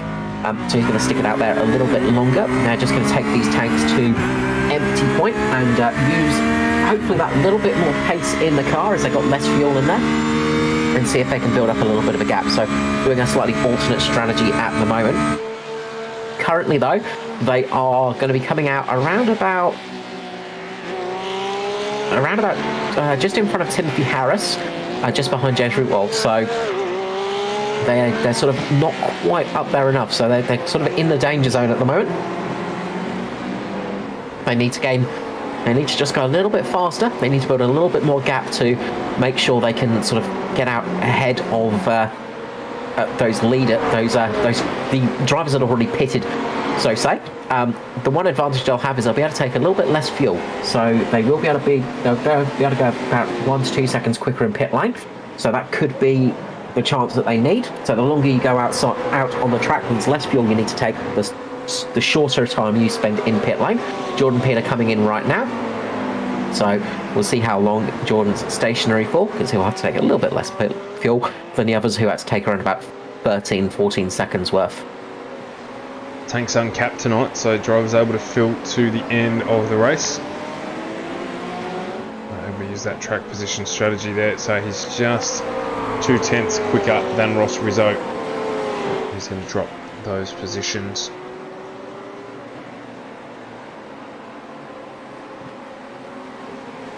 So McLaren enjoying a resurrection of sorts. Very heavily out of favour on iRacing in seasons past. So firmly in everyone's grip. Porsche Scott Gray, Ryan Kasher in P2 and 3. Then we've got a couple of Ferraris, Porsche and Lambo. So there's a good mix up inside the top 10. Of course, got to cycle through yet. See where Ross Rizzo and Party come out. Yeah, it's going to be interesting when that happens, because then we're going to have a BMW, a Audi and a McLaren at the front of Dan Davison, Jeff Connell and Ross Rizzo. Those three are going to be relatively high up once the pit lane cycles have gone through. Ian is just sitting in behind them, and he is ahead of Jordan Peter at the moment. So Jordan Peter came out behind James Ruold, ahead of Timothy Harris. So gives a good little idea of how it plays out through pit lane at the moment. As I say, I think they'll be coming.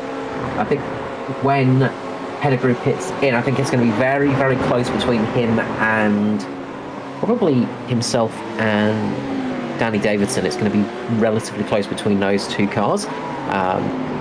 He'll be coming out just in that little group, and I think we might see a little bit of battle on pit exit. Yeah, looking at the effective race leader at the moment.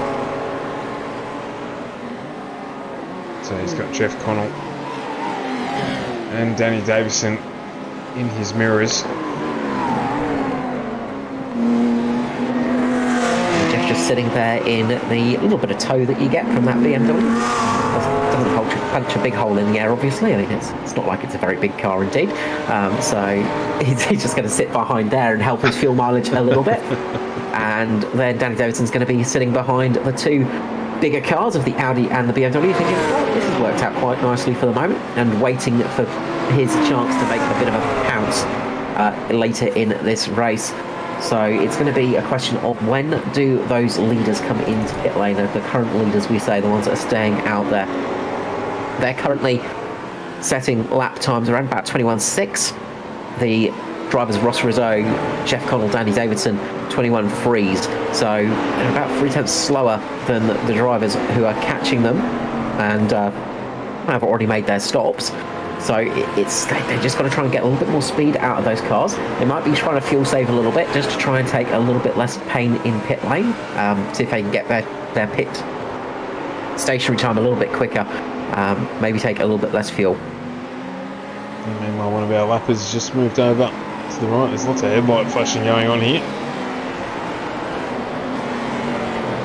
Adam Funzlo gets down underneath. I think that's as well Maverick Benson just trying to make his way through. John Merritt, those of you who wondered, he started dead last after an incident in race 1. He has made his way up to 25th already, 14 spots. And of course, noting that there's still about 15 cars or so to go through pit lane.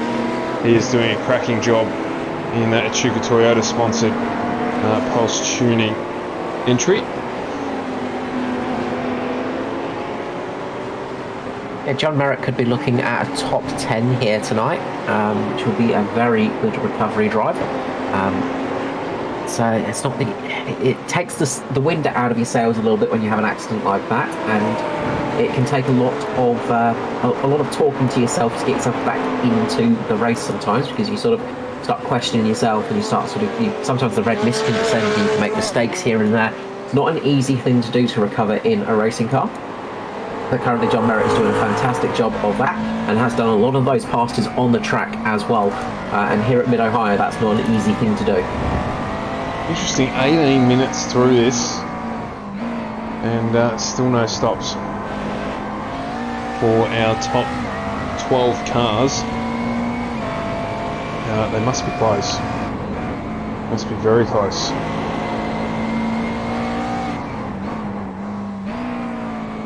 Yeah, I got a feeling that they're getting to that point where they're going to be checking the dashboard a couple of times and just thinking, all right, it's going to be probably a lap or 2 laps. Yep. Ryan Casher coming in, so it's getting to that point where they're really starting to sort of question themselves, and Ryan Casher deciding discretion is the best part of valor here and coming in now. So this will be interesting to see where Casher comes out and how little fuel he needs on board. So he was only stationary for sorry, it's still stationary. So he took a little bit more fuel. Yeah, I think he's made a bit of a mistake, unfortunately. Taking wheels, he's taking tyres, so looks like taking tyres, unfortunately. So forgot to click off the tyres, and that's cost him dearly. Because of course these GT cars tend to last a fair amount of time on a set of tyres. You can do a couple of stints on them. So in this style of racing, you generally don't need to. We've got a great battle going on a little bit further back though, in the secondary window, as Jack Boyd is getting up alongside Paul Mansell at the moment. Boyd on a bit of a recovery drive himself. Boyd and Mansell side by side as they go down the slight straight down towards the S's now. Who's going to be the last of the late breakers here? Is it going to be the Lamborghini or the BMW? It is the Lamborghini getting in nicely there. Going to get into the inside so he doesn't get caught off through this part.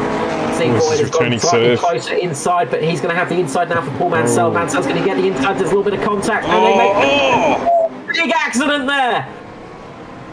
Mansell and Boyd getting taken into the wall. It juts out there, and that caused a huge accident behind. Tim Harris having to take a big avoiding action, cross-countrying it, and catches one of the other drivers out as he gets back on the track towards turn 11, towards the carousel through Thunder Valley. So he almost managed to save it, but unfortunately caught out. James Mojok there. I'm going to go back and have a look at this. Let's jump on board with Jack Boyd. And you can see that he's just got pushed up into the fence. They got caught together. And just trying to avoid everything there. Mitchell Bolton ends up going around as well. So that is not ideal. It's probably the kindest way to put it. Mitchell Bolton. If you're going to get caught up with each other, you don't want to do it there. But that little bit of arm coach up now is really, really not the best spot for it. And then cars were sort of spinning around and spinning off across the grass and on blind corners. You can see Tim Harris just trying to cross country it there, and unfortunately you can see him just getting into the other car there, just manages to sort of stop himself from T-boning him. Takes the worst of the incident in all honesty, but not an easy accident. So Scott Gray, Jared Hughes, Tim Horty, Miles Bond, Dustin Fletcher, all in pit lane right now. So it looks like this is as far as they can go on fuel. Sam Lehman as well coming in. So where will they come out in regards to Ross Rizzo? Well, that's going to be the question, because they are going to be a bit behind him. Rizzo takes the lead now with Connell and Danny Davidson. James Pettigrew just behind them. And leaving pit lane, we have Scott Gray down in P5 now. So Ross Rizzo has regained the lead of the race, taking the fastest of the drivers out there last time with a 21.4. So putting in some seriously good pace at the moment. Yeah, lots and lots of competition going on at the top here. But so far, Rizzo rising to the top. Connell now under pressure from Danny Davison. James Pettigrew back up into 4th. Scotty Gray 5th. Rewalt 6th. Peter 7th with Tim Audie leading the AM class with Christopher Hen and Daniel Webster. Miles Bond behind him. So it's our top 10 at the moment, or top 11. The top 4 of the Pro.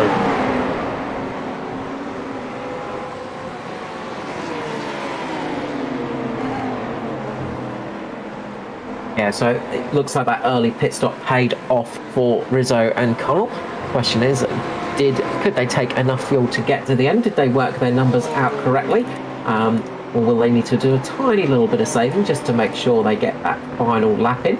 And that's where sometimes when you miscalculate that a little bit by getting an extra lap here or there, that can really cost you in this style of racing when you're sort of having to take that fuel stop, because they were all stationary for around about 13 seconds. Jeff Connell for only 12 seconds, so Connell taking the least amount of fuel in that Audi.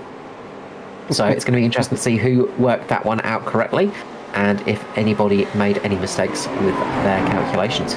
Are we surprised that Jeff Connell has taken the least amount of fuel? Probably not. It doesn't shock me. Does not shock me. But then again, it is an Audi, and those things are known for their endurance racing pedigree of just being able to make fuel by themselves and save tyres like nothing else.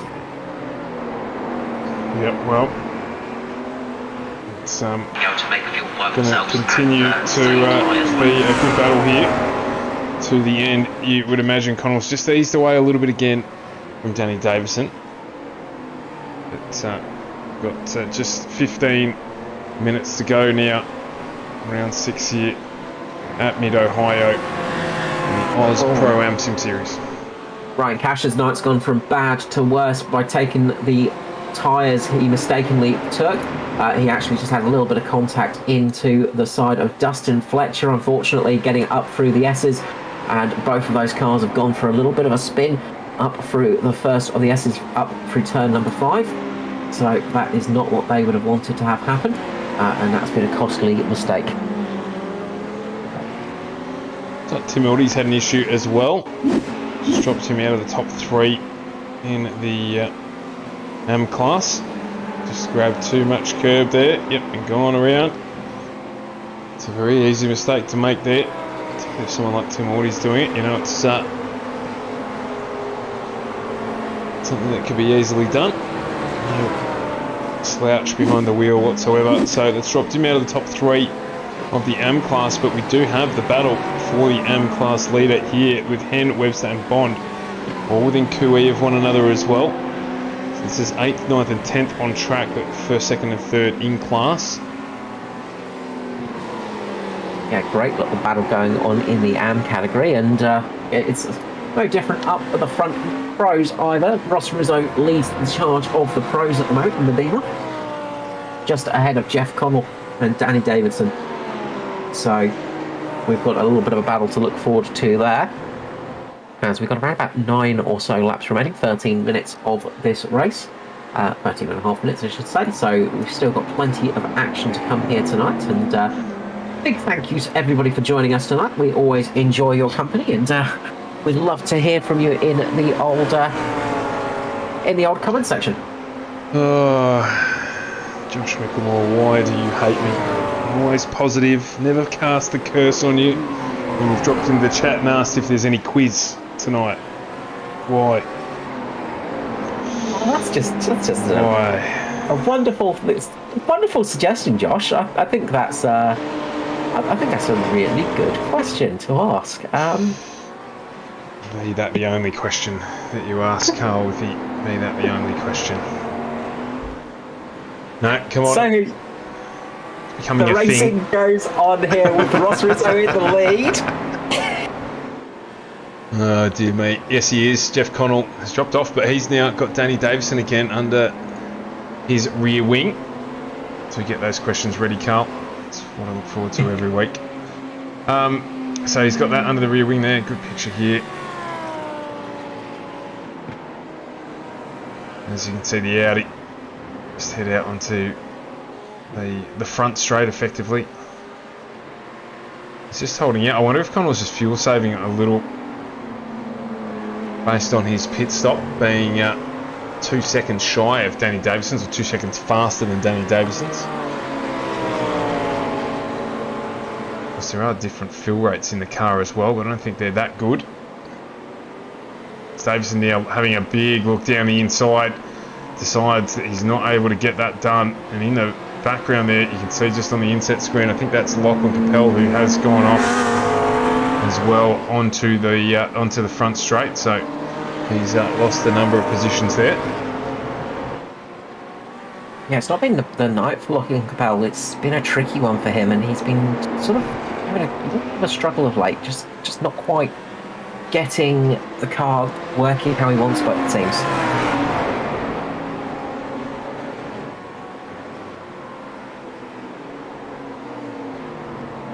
Definitely not. There's some unhappy drivers in the chat from what I can hear, but anyway, we'll keep moving along. That for another conversation. Oh, so, Stuart. Oh, here we go. Yep, let's do it. Who holds the unofficial lap record at Mid-Ohio Sports Car closed course circuit? So you're going to have to give me more information, Carl. That's far too big a question. Okay, it was set in 2016 in an Indy car. In an Indy car, okay, that's what I was looking for. In an Indy car 2016. Dixon? No, surprisingly not, actually. That's a very, very good call. Damn it. Not American. Not American. Driver. Oh, Hunter Rea is the guest from Daiso I say not American. in the comments. Yes, I think you might have punched that one in just before Yeah, so I'll let Dyson off there. you dropped that hint. Yeah. Not American. Well, you know, From Europe. I was going to say, I'm not good if they're from anywhere outside of sort of Europe or Australia. Will Power, Glenn Riddell's come in with, and Aussie Noble said as well, Will Power. I'm going to go with it. I'm going to go with yours. You know what? I need an ask a friend here. I need to phone a friend. Ask the audience, and two of the answers reduced. I think this needs to be more Who Wants to Be a Millionaire style. Okay, this driver was Will Power's teammate for a while. Right, well, that doesn't help me at all. Ross Rizzo just had a huge disconnect there as well. Yeah, Rizzo having a big disconnect, and that's caused Jeff Connell to lose position to Danny Davison up at the front. So we've had a little bit of a shuffle of order up at the front there. That one is really, that was a strange one there. Big disconnect, a little bit of a blink, and a few cars just dropping out of position and changing spots. So the driver was Will Power's teammate up until this year, actually. He's no longer Will Power's teammate after this year. I refuse to Google, and I'm not that close to it, so I'm heavily relying on the audience here. From Europe.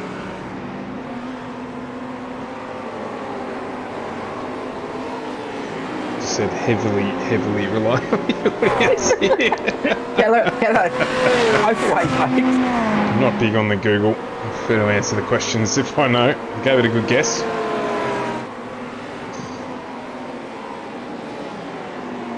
Has the driver, Simon P. Simon Pagenaud? Yeah. Yes, it is indeed Simon Pagenaud. Okay, Aussie Noble in with the first answer. Daiso jumping in just after. Boys.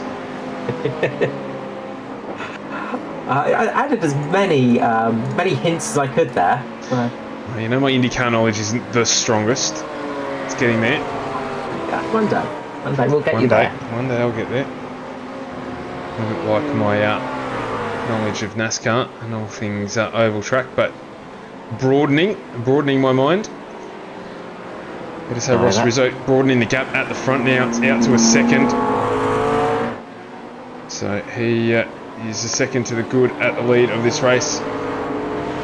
Christopher Henn, Webster and Bond. That order has not changed in our amateur class.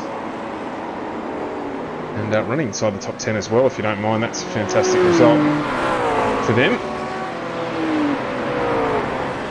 Our amateur category has been extremely competitive as well this season.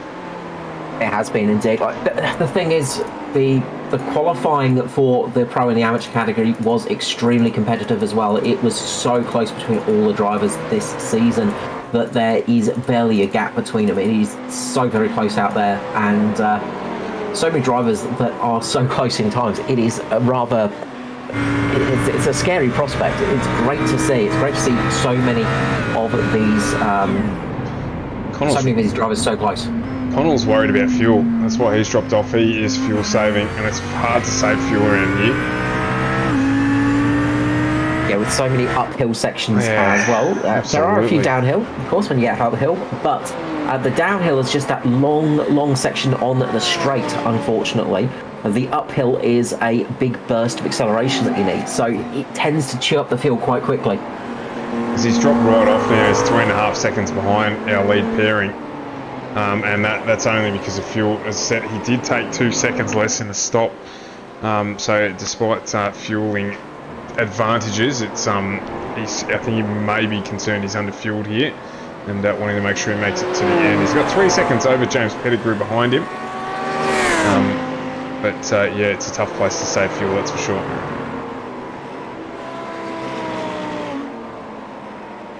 Yeah, if there's a track you're going to want to save fuel at, I think this is one of the few.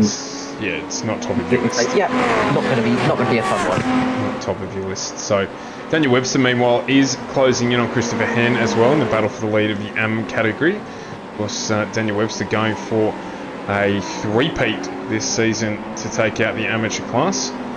You might ask how it is that he stayed in the amateur class for 3 seasons, because it is done based on qualifying format, just missing out on jumping up into the Pro Series.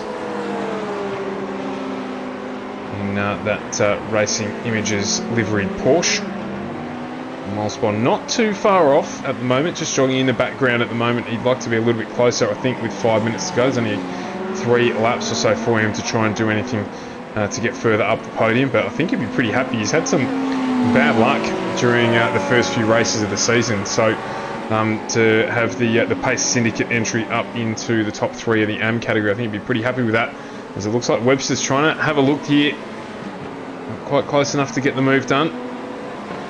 You think that's probably where, if he, in the Porsche, he's going to try and make that move, that's probably where he'll try and get it done. It looks relatively settled, the Porsche, in that section of the track, and that's one of the other advantages of multi-car racing. Is sometimes one car will be better for a certain section than the other, and it really gives you a little bit of something to think about as you're racing them. And it's something that can be very enjoyable about multi-class racing. Meanwhile, up the front, Ross Rizzo, I think, is starting to have to fuel save, and Danny Davidson is thinking, well, I'm not going to do that, because he is going to get past him for the lead of this race. Makes a spurt down the inside for the keyhole. It's going to be a drag race off the corner, but Danny Davidson closes out and is going to get the lead of the race. Ross Rizzo might get the chance to get back here as they get down towards the S's of turn number 4. You can see Ross Rizzo getting that little bit of draft from the back of the McLaren. He's going to take the outside line, which will turn to the inside line through turn number 5. He goes through the outside line. He's going to hold it there. It's going to turn into the inside line. Ross Rizzo managing to get that position back. Very well driven by Rizzo, managing to save the lead of this race for this lap at least. Yeah, good fight back. We jump on board here. He's going to be able to feel safe for long, not with Danny Davison. That quick on bit behind him, particularly as well. Davison just getting that little bit of extra fuel in the McLaren. Jeff Collins dropped right off. He's got James Pettigrew just climbing over the back of him now, so Pettigrew is right up behind him. So there is an extra little battle up here for the podium positions. So we'll see how that one goes and plays out. Meanwhile, in the amateur class, it is Daniel Webster leading at the moment. So Daniel Webster doing a good... sorry, Christopher Hen, sorry, leading at the moment. No, Christopher sorry, it's Hen, Daniel Webster. unfortunately, Christopher Hen has crashed. Have a Yes. quick look at what happened here. Oh, it looks like he's maybe had an issue getting out of the corner there because he has slowed right up. Oh yeah, maybe a pedal issue there, I'm not too sure, but did not see Daniel Webster at all, and he's had an issue. That's meant he has dropped a ton of positions. So it is Daniel Webster now leading the amateur category miles bond in second, and that brings Maverick Benson up into P3. And John Merritt tantalisingly close to a P10 finish as well. Merritt fighting his way from the back of the grid. He's on the back Adam Funslow at the moment, trying to get himself into the top 10 of this race. Massive fight back here at Mid-Ohio. 28 positions gained in this race so far. Adam Funslow as well, getting 17 positions himself, so both of them having a really good race so far. So the battle continues up at the front. Get through one more lap after this. And I imagine they would not want to have seen that. They would have just liked to see the white flag out this time round, especially some of the drivers that are needing to fuel save heavily. This could affect them towards the end of this race. This could affect somebody like Jeff Connell quite a lot. Rizzo having to be on the gas, he's got no choice. What about Jeff Connell? How's he faring? Has he done enough? Need the clutch in here if he's not, and he's not. Yep. He's got the clutch in, so he may struggle to finish this race with that one extra lap that's come in. I think it's panic stations for Connell at the moment. This is going to be a tricky one for Connell to defend that P3 position. Pettigrew has got some good speed out there tonight and is really going to be attacking. In the meantime, we've got our M-class leader in the window. And keep an eye on the conclusion of both classes here. They're the same thing again here. They're just going to squeeze across the line with 3 seconds to go and get one more lap in. So how will this impact? Rizzo now under attack again from Danny Davison here. Paul Mantell has had an off. I think they might have got shown the white flag, so they might. Most definitely they will have. This will be the last lap. Yeah. So Rizzo is going to have to defend for another lap whilst trying to make sure he gets home on fuel. And Jeff Connell is the other one who's struggling. He is hemorrhaging time now. Absolutely hemorrhaging time to James Pettigrew. As Pettigrew tries to go around. Oh, gee, he's gone. Tried to go around the long way. Wasn't quite able to get it done. Not enough room there for him to get through. You'd like to think that maybe Connell can make it. Maybe not. Maybe there'll be a cough right at the end. But we're going to stick with our leaders for the minute as they come through the final few sequence. It's going to be very close here between Rizzo and Davison. Will Rizzo make it across the line without coughing? If he coughs, this could be it for Davison. Luckily, the line gets very close here. Gets up to the line and manages to cross it just in the nick of time. Jeff Connell, meanwhile, has managed to fend off the battle from Pettigrew. Pettigrew just making a little mistake at the last moment, going into the carousel. Carries a little bit too much speed in there and loses out, sadly. Scott Gray comes home in fourth. Pettigrew in fifth. Sixth for Ruel. Seventh for Peter. Daniel Webster next in the AM class crosses the line for himself with Miles Bond just behind him and Adam Funslow. John Merritt P11, Maverick Benson coming home for P3 in the AM class. Yeah, good drive there from Benson as well, up 17 positions. John Merritt, drive of the night, up 28 positions into P11. A fantastic run for him. Not the result he would have wanted, but a really good drive back from the rear of the grid. Given what happened in race 1. So he'll be excited about that nonetheless. So a number of the other drivers make their way across the start-finish line to conclude their rounds good opportunity again to put a big shout out to our series partner simrigs.com, HJ Plant Repairs, Phoenix Smokers. We've got the team at Computer Technology Corporation as well.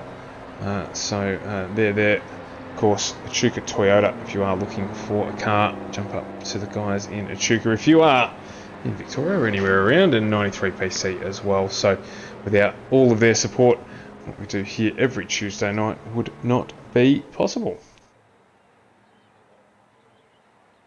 Very much so, and of course we will be back again next Tuesday night for some more AUSPASS, which will be great fun. But we have the final round of the ANSCAR Cup coming up this week on Thursday. So if you've enjoyed some of the racing here tonight, make sure to hit that subscribe button and not miss out on any of the action, and catch the final round of the chase at Phoenix this week on Thursday. A rejuvenated Phoenix, nonetheless. It's risen from the ashes, one could say. I could say that. So, yeah, that is on tomorrow, on Thursday. I'm going to night off tomorrow night, Carl. I don't know what I'm going to do with myself. No. Probably get some sleep, I imagine. But nonetheless, we are off tomorrow night. Just waiting for the drivers to make their way into the green room before our post-race interviews. Just recapping our podium: Ross Rizzo, Danny Davison, Jeff Connell in the pro category. And it was Daniel Webster, Miles Bond and Maverick Benson in the AMS. So a good run for all of those gentlemen. They'll be happy with those results. Of course, Ross Rizzo, first time out in his new colours, and he has managed to get the W, which he will be very pleased about. It's always nice if you can christen a new team colour with a victory. It's never a bad thing to have happen. No, absolutely not. It's a race to see who's going to get in first at the moment, because we've got 2 pros and 2 AMs. The race to the interview box. That's the race that we have to keep an eye on. That's exactly right. So we might just start off with the AMs, because we've got Daniel Webster and Miles Bond, P1, P2 in that category in the booth. Carl, maybe take it away. Yeah, so absolutely. So we will start off with Daniel. We'll start off with Miles Bond coming home P2 in the AM category. Welcome to the booth, Miles. Congratulations on that P2 in the AM class. Oh, thank you. That track's hard work. Like, I'm pretty knackered after that, and I wasn't, it was only half an hour. I'm stuffed. It doesn't look that hard on paper, does it? It's a relatively small track, and it doesn't have that many corners, but it is one of those tracks that takes it out of you. I think it's just constant, like you get that little gap down the back straight, but then it's just turn, and lots of undulation and crests, and you just got to be progressive constantly. So, yeah, you got to stay on the ball the whole time. But it was like a little bit processional. It was hard. I guess the quality of the field is very high, so it takes a long time for someone to make a mistake if they do it all, So you just sort of sit there just pushing real hard and hoping that something will happen, which it did. But yeah, Daniel had an awesome race. I just couldn't. I was trying to just stay with him and hopefully he would stuff it up, but he didn't. So I ended up where I am. But yeah, all good. Yeah, it's definitely a track that is a little bit tricky to pass on. Not that many opportunities to make a pass, and you have to be really confident to actually make that one happen. Obviously, out there tonight, you sort of made up a few positions, but most of them probably through the strategy, I take it. Yeah, well, I've had a shocker of a start to this series in general. I've just made mistakes myself and been involved in other dramas, and tonight I just wanted to have a clean run and just try to keep my nose clean. And I've been to this track a long time ago, but I didn't practice, and I think that's probably better. I wasn't too worked up about it. I wasn't trying to go 10 tenths. I was just getting into a rhythm and doing my thing and hoping that guys fell off around me, which they did, and that always happens. Yeah, so I definitely made up a few spots nice and cheap, but I've been the guy losing out in the other rounds where I've been the one who had pace and made a mistake, and then other guys get that freebie. So I think that's definitely the way to go when you got so many guys on the grid. If you can keep it clean, you end up sort of mid-pack at worst. So yeah, not putting yourself under too much pressure can sometimes be a way to get it working out for you, and it worked out very well tonight. Congratulations again on P2 in the AM class. And before I let you go, the usual thing of shout out and love to sponsors. Well, mate, everyone. Obviously, the guys that organise AUSPROAM Sim Series, also to simrigs.com, Achunga Toyota, HJ Plant Repairs. I know they're in there, and the guys at Phoenix as well. So, yeah, everyone for getting on board. It's a really well-run series, and glad to be a part of it. Thank you. Thank you so much, Miles One. Congratulations again on P2 in the AM class. Cheers. Next up, we will head to Daniel Webster, winner of the AM category. Congratulations, Daniel. Thank you. It was a fun race, just hard to concentrate for so long. That was the hardest part. Yeah, it's a bit of a physically demanding track, but very much a mentally demanding track. One that is, it's one of those tracks that can really catch you out if you're not paying attention. Yeah, and my screen must have been, my computer must have been getting hot or something, because it started sort of freezing at times when I was behind someone, so it made it a bit more difficult, but when there was no one in front of me, it was all right. So, yeah, bit of fun. Oh, that is something you do not want to have happen. It's the thing about sim racing is technical failures and technical issues of the computer is a bit like a mechanical problem. So you could almost say it's a bit like something spraying up on your windscreen with that kind of thing. Very much a distracting force, but you managed to bring it home and bring it home with a victory. So congratulations on that one, despite the issues. Yeah, thank you. I don't know if I'll keep it or not. I haven't looked back at the replay of the pass for the lead, but yeah, I don't know. I thought I left enough room, but I don't know if I did or not, or what happens. It's hard to see where you are on the track and how much momentum they're carrying. So yeah, I'll take the win if I keep it. So see what happens. Well, obviously there was that little bit of contact, so just talk us through that one. I just basically, I think it was Christopher, ran off at turn one, and I got a good run on him, so I just went down the outside and was carrying a lot more speed, and I heard it say clear, so I started sort of braking and turning towards the apex, and then I thought, oh, he looks like he's coming, so I left a bit of room, and then we still made a bit of contact, and I thought he was still on the inside of me, but then saw that he'd spun, so yeah, unfortunate for him. It wasn't intentional. If it was my fault, I just sort of tried to leave enough room, and I don't know if I did or not, but yeah, I'll have to have a look at the replay and have a look. Well, it is one of those things, unfortunately, the accidents can sometimes happen, especially when you're racing in such a competitive series as well. And that's one of the things that we were talking about before. It is so competitive at the moment between everybody. In the AMs and the pros, it is very much a tricky thing to do, but you definitely had some good speed out there tonight, so congratulations on that one, and look, hopefully you can carry the speed through for a few more rounds, and unfortunately sometimes the odd accident does happen, but yeah, that's the tricky thing with motorsport, but congratulations nonetheless for we'll make it out to the booth at least now. Hopefully everything goes well, and hopefully the stewards will be very kind to you tonight. But before I let you go, the usual thing of shout out and not to sponsor. Yep, thank you for that. I'd like to thank the SimRigs crew for the help in the Discord.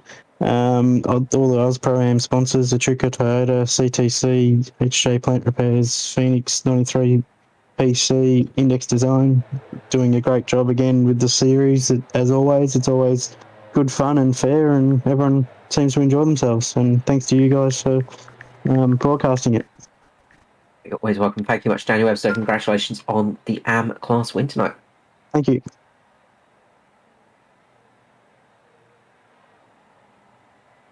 Rightio. Well, I was going to say we've finished up with the AM guys. Let's jump straight into the pro category. Jeff Connell finishing third in the Batmobile. Jeff, the Batmobile, mate, almost running out of magic tonight.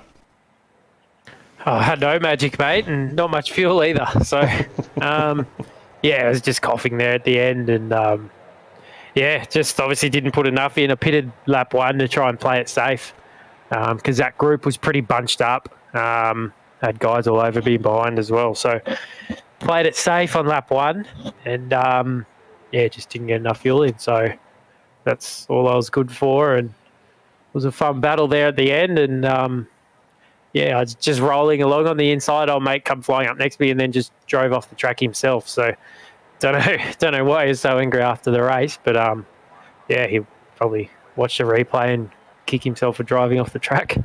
It does happen from time to time, but a good battle. You had Danny all over the back of you for a majority of the race there, but having a fuel save ultimately, that's what relinquished the position. Yeah, it probably hurt me a bit because sort of halfway through, I knew I had to save, and then because I was trying to fight him and Ross, I probably got a bit carried away doing that rather than saving, and so I had to save a bit more at the end. But yeah, even if I saved from early on, those first two would have beat me anyway. They were pretty good tonight and had a good strategy. So yeah, third was the best I was going to do in that race, but good points anyway. Just a quick question as well on BOP. Obviously, the changes removing the guys in Pass 2 from that calculation impact the Audi much this week? It did. It helped it a little bit from where it would have been after Monza. It was still down on 5% down on power, and you could see that on the straights. And McLaren's come screaming up from a fair way back behind me. It was just lucky. There was a lot of long, slow corners, so we spent a long time in the corners, which is where the Audi's good. But yeah, with that bit less power than the McLaren, it's pretty slow down the straight. But the parity wasn't too bad tonight. It probably just came down to driver. Well, Jeff, another strong result anyway, mate, if that is the case. A P3 for you tonight, as usual, just to share that to people you want to wave to on the stream, mate. Thanks to you guys for the awesome stream, and yeah, thanks to Sam and Cardo and everyone for putting on an awesome show every week. It's pretty cool, pretty competitive fields from pros and AMs and real life pro guys and beginners on here. So yeah, it's pretty cool series for everyone. Yeah, they do a fantastic job. Thanks, Jeff Connell, finishing in P3 there. Move on to Danny Davison. Danny, thanks for sticking around for the chat, mate. P2 tonight, McLaren. Yeah, a good run, obviously, in race 1 as well, and making your way back through the field to finish P2 just at the end there. Very hard race. I lost some time in the pits. So I think that's when McLaren loses time in the pits. And then I dropped behind Jeff and Ross, and they were very quick during the middle of the race, and it took quite a while to catch them both. And then Jeff obviously had some fuel issues, so that sort of helped me finally get past him and go after Ross. Yeah, the McLaren, as we were saying during the stream, has had a sort of a resurgence of sort in iRacing, and certainly seen that tonight. Obviously, the balance of power assisting that a little bit for you as well. Yeah, it was definitely closer than previous weeks. I think the other cars were quite competitive, but I noticed probably at the end of the stint, that's when I had more of a pace advantage over Ross. Basically did my best to try to get past him, but hoping maybe he makes a mistake, but as usual, he's a bit too good and very solid and consistent, so best I could do. Were you a bit concerned when, with about 3 seconds to spare, you got across the line to start that final lap? No, not really. Plenty of fuel left. No, I had plenty. I had 3 litres left, so I wasn't worried about fuel. That's always, I usually always overfuel a little bit, so I could push as hard as I could to try to attack Ross as best I could. But yeah, just ran out of time, I guess. Oh, well, good result anyway, mate. Coming home in P2 and obviously a P1 in race 1 as well. We'll probably see you take out the round. So congratulations there, and anyone that you want to give a shout out to or thanks to.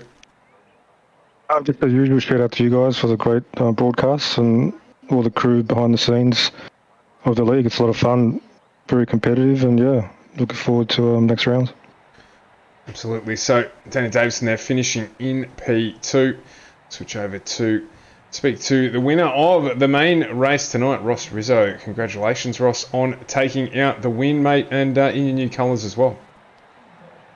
Look, I'll keep it brief because I don't feel like I belong here and probably won't be here after post-race penalties, but I need to apologise to John Merritt and Lachlan Cable for driving. I'm not proud of it all.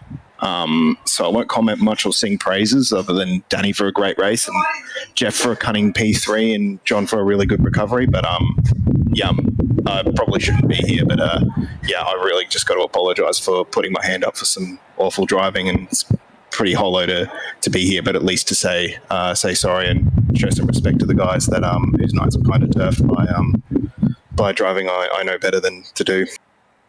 Mate, racing incidents will happen. We know where you usually run and how you hold yourself to standards, so no surprise to that have come out for you. I'll ask you then just some general questions. Hungara Ring next week, what are we looking at there, mate? A new track to iRacing, new track to the series. What are we looking forward to? Don't know, to be honest. I know there's that curve of death at the top of the hill. Other than that, some off tracks will probably be a bit spicy, but yeah, hopefully that should be an interesting race, but it's going to be difficult to overtake, so I'll need to drive a bit better than I did tonight. The wide cars seem to be okay, but the overtaking one needs some work, so yeah, I'll be focusing on that. No worries, Ross. We'll obviously not sounding too cheap, mate, so we'll let you go. Just a shout out to those that you want to, and don't beat yourself up too much, mate. We know you're one of the good drivers in the series. Shit happens. Yeah, quick thanks to Trans-Tasman Racing, Virtual Racing School, TP Race Design, Card FX Model Cars, Parenzo, and X-Trim Motor Trimming.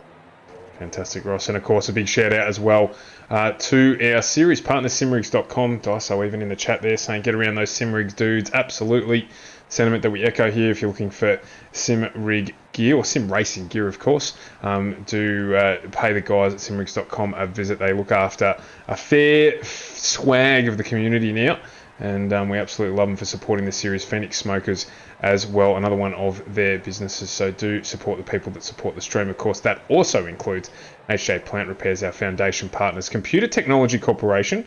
If you're looking for your IT business needs solved so you can spend more time working on your business, Computer Technology Corporation are the people to see.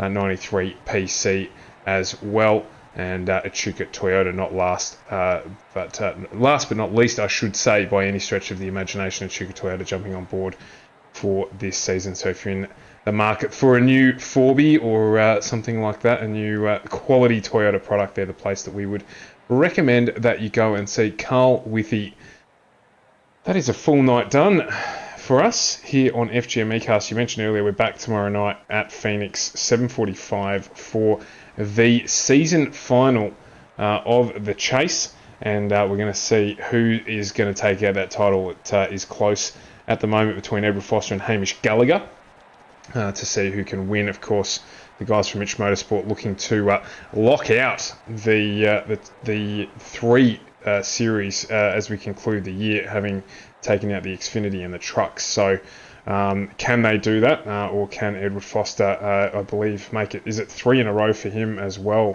2 in a row. So. 2 in a row. It is only 2 in a row. Yeah. I did see something on the pages about 3. Obviously, this will be his 3rd title, but 2 in the row back-to-back championships for Edward Foster. So join us tomorrow night for that. And of course, there'll be a whole host of other drivers in there trying to get the round win at the very least to conclude their year on a high. So 7:45 on FGM Ecast, and we do have an interview as well with that man Hamish Gallagher coming up as well. No, not with Hamish Gallagher, with Josh Mickelmore, my apologies. With Josh Mickelmore, I should say. So hopefully you asked him a couple of hard questions. A couple, yes. Just a couple. Yes, that's it. I like to make things a little bit interesting for those guys. So we're off tomorrow night. We'll see you back here Thursday night, 7:45 FGM Ecast. Thanks very much for everyone who tuned in, and we will catch you then.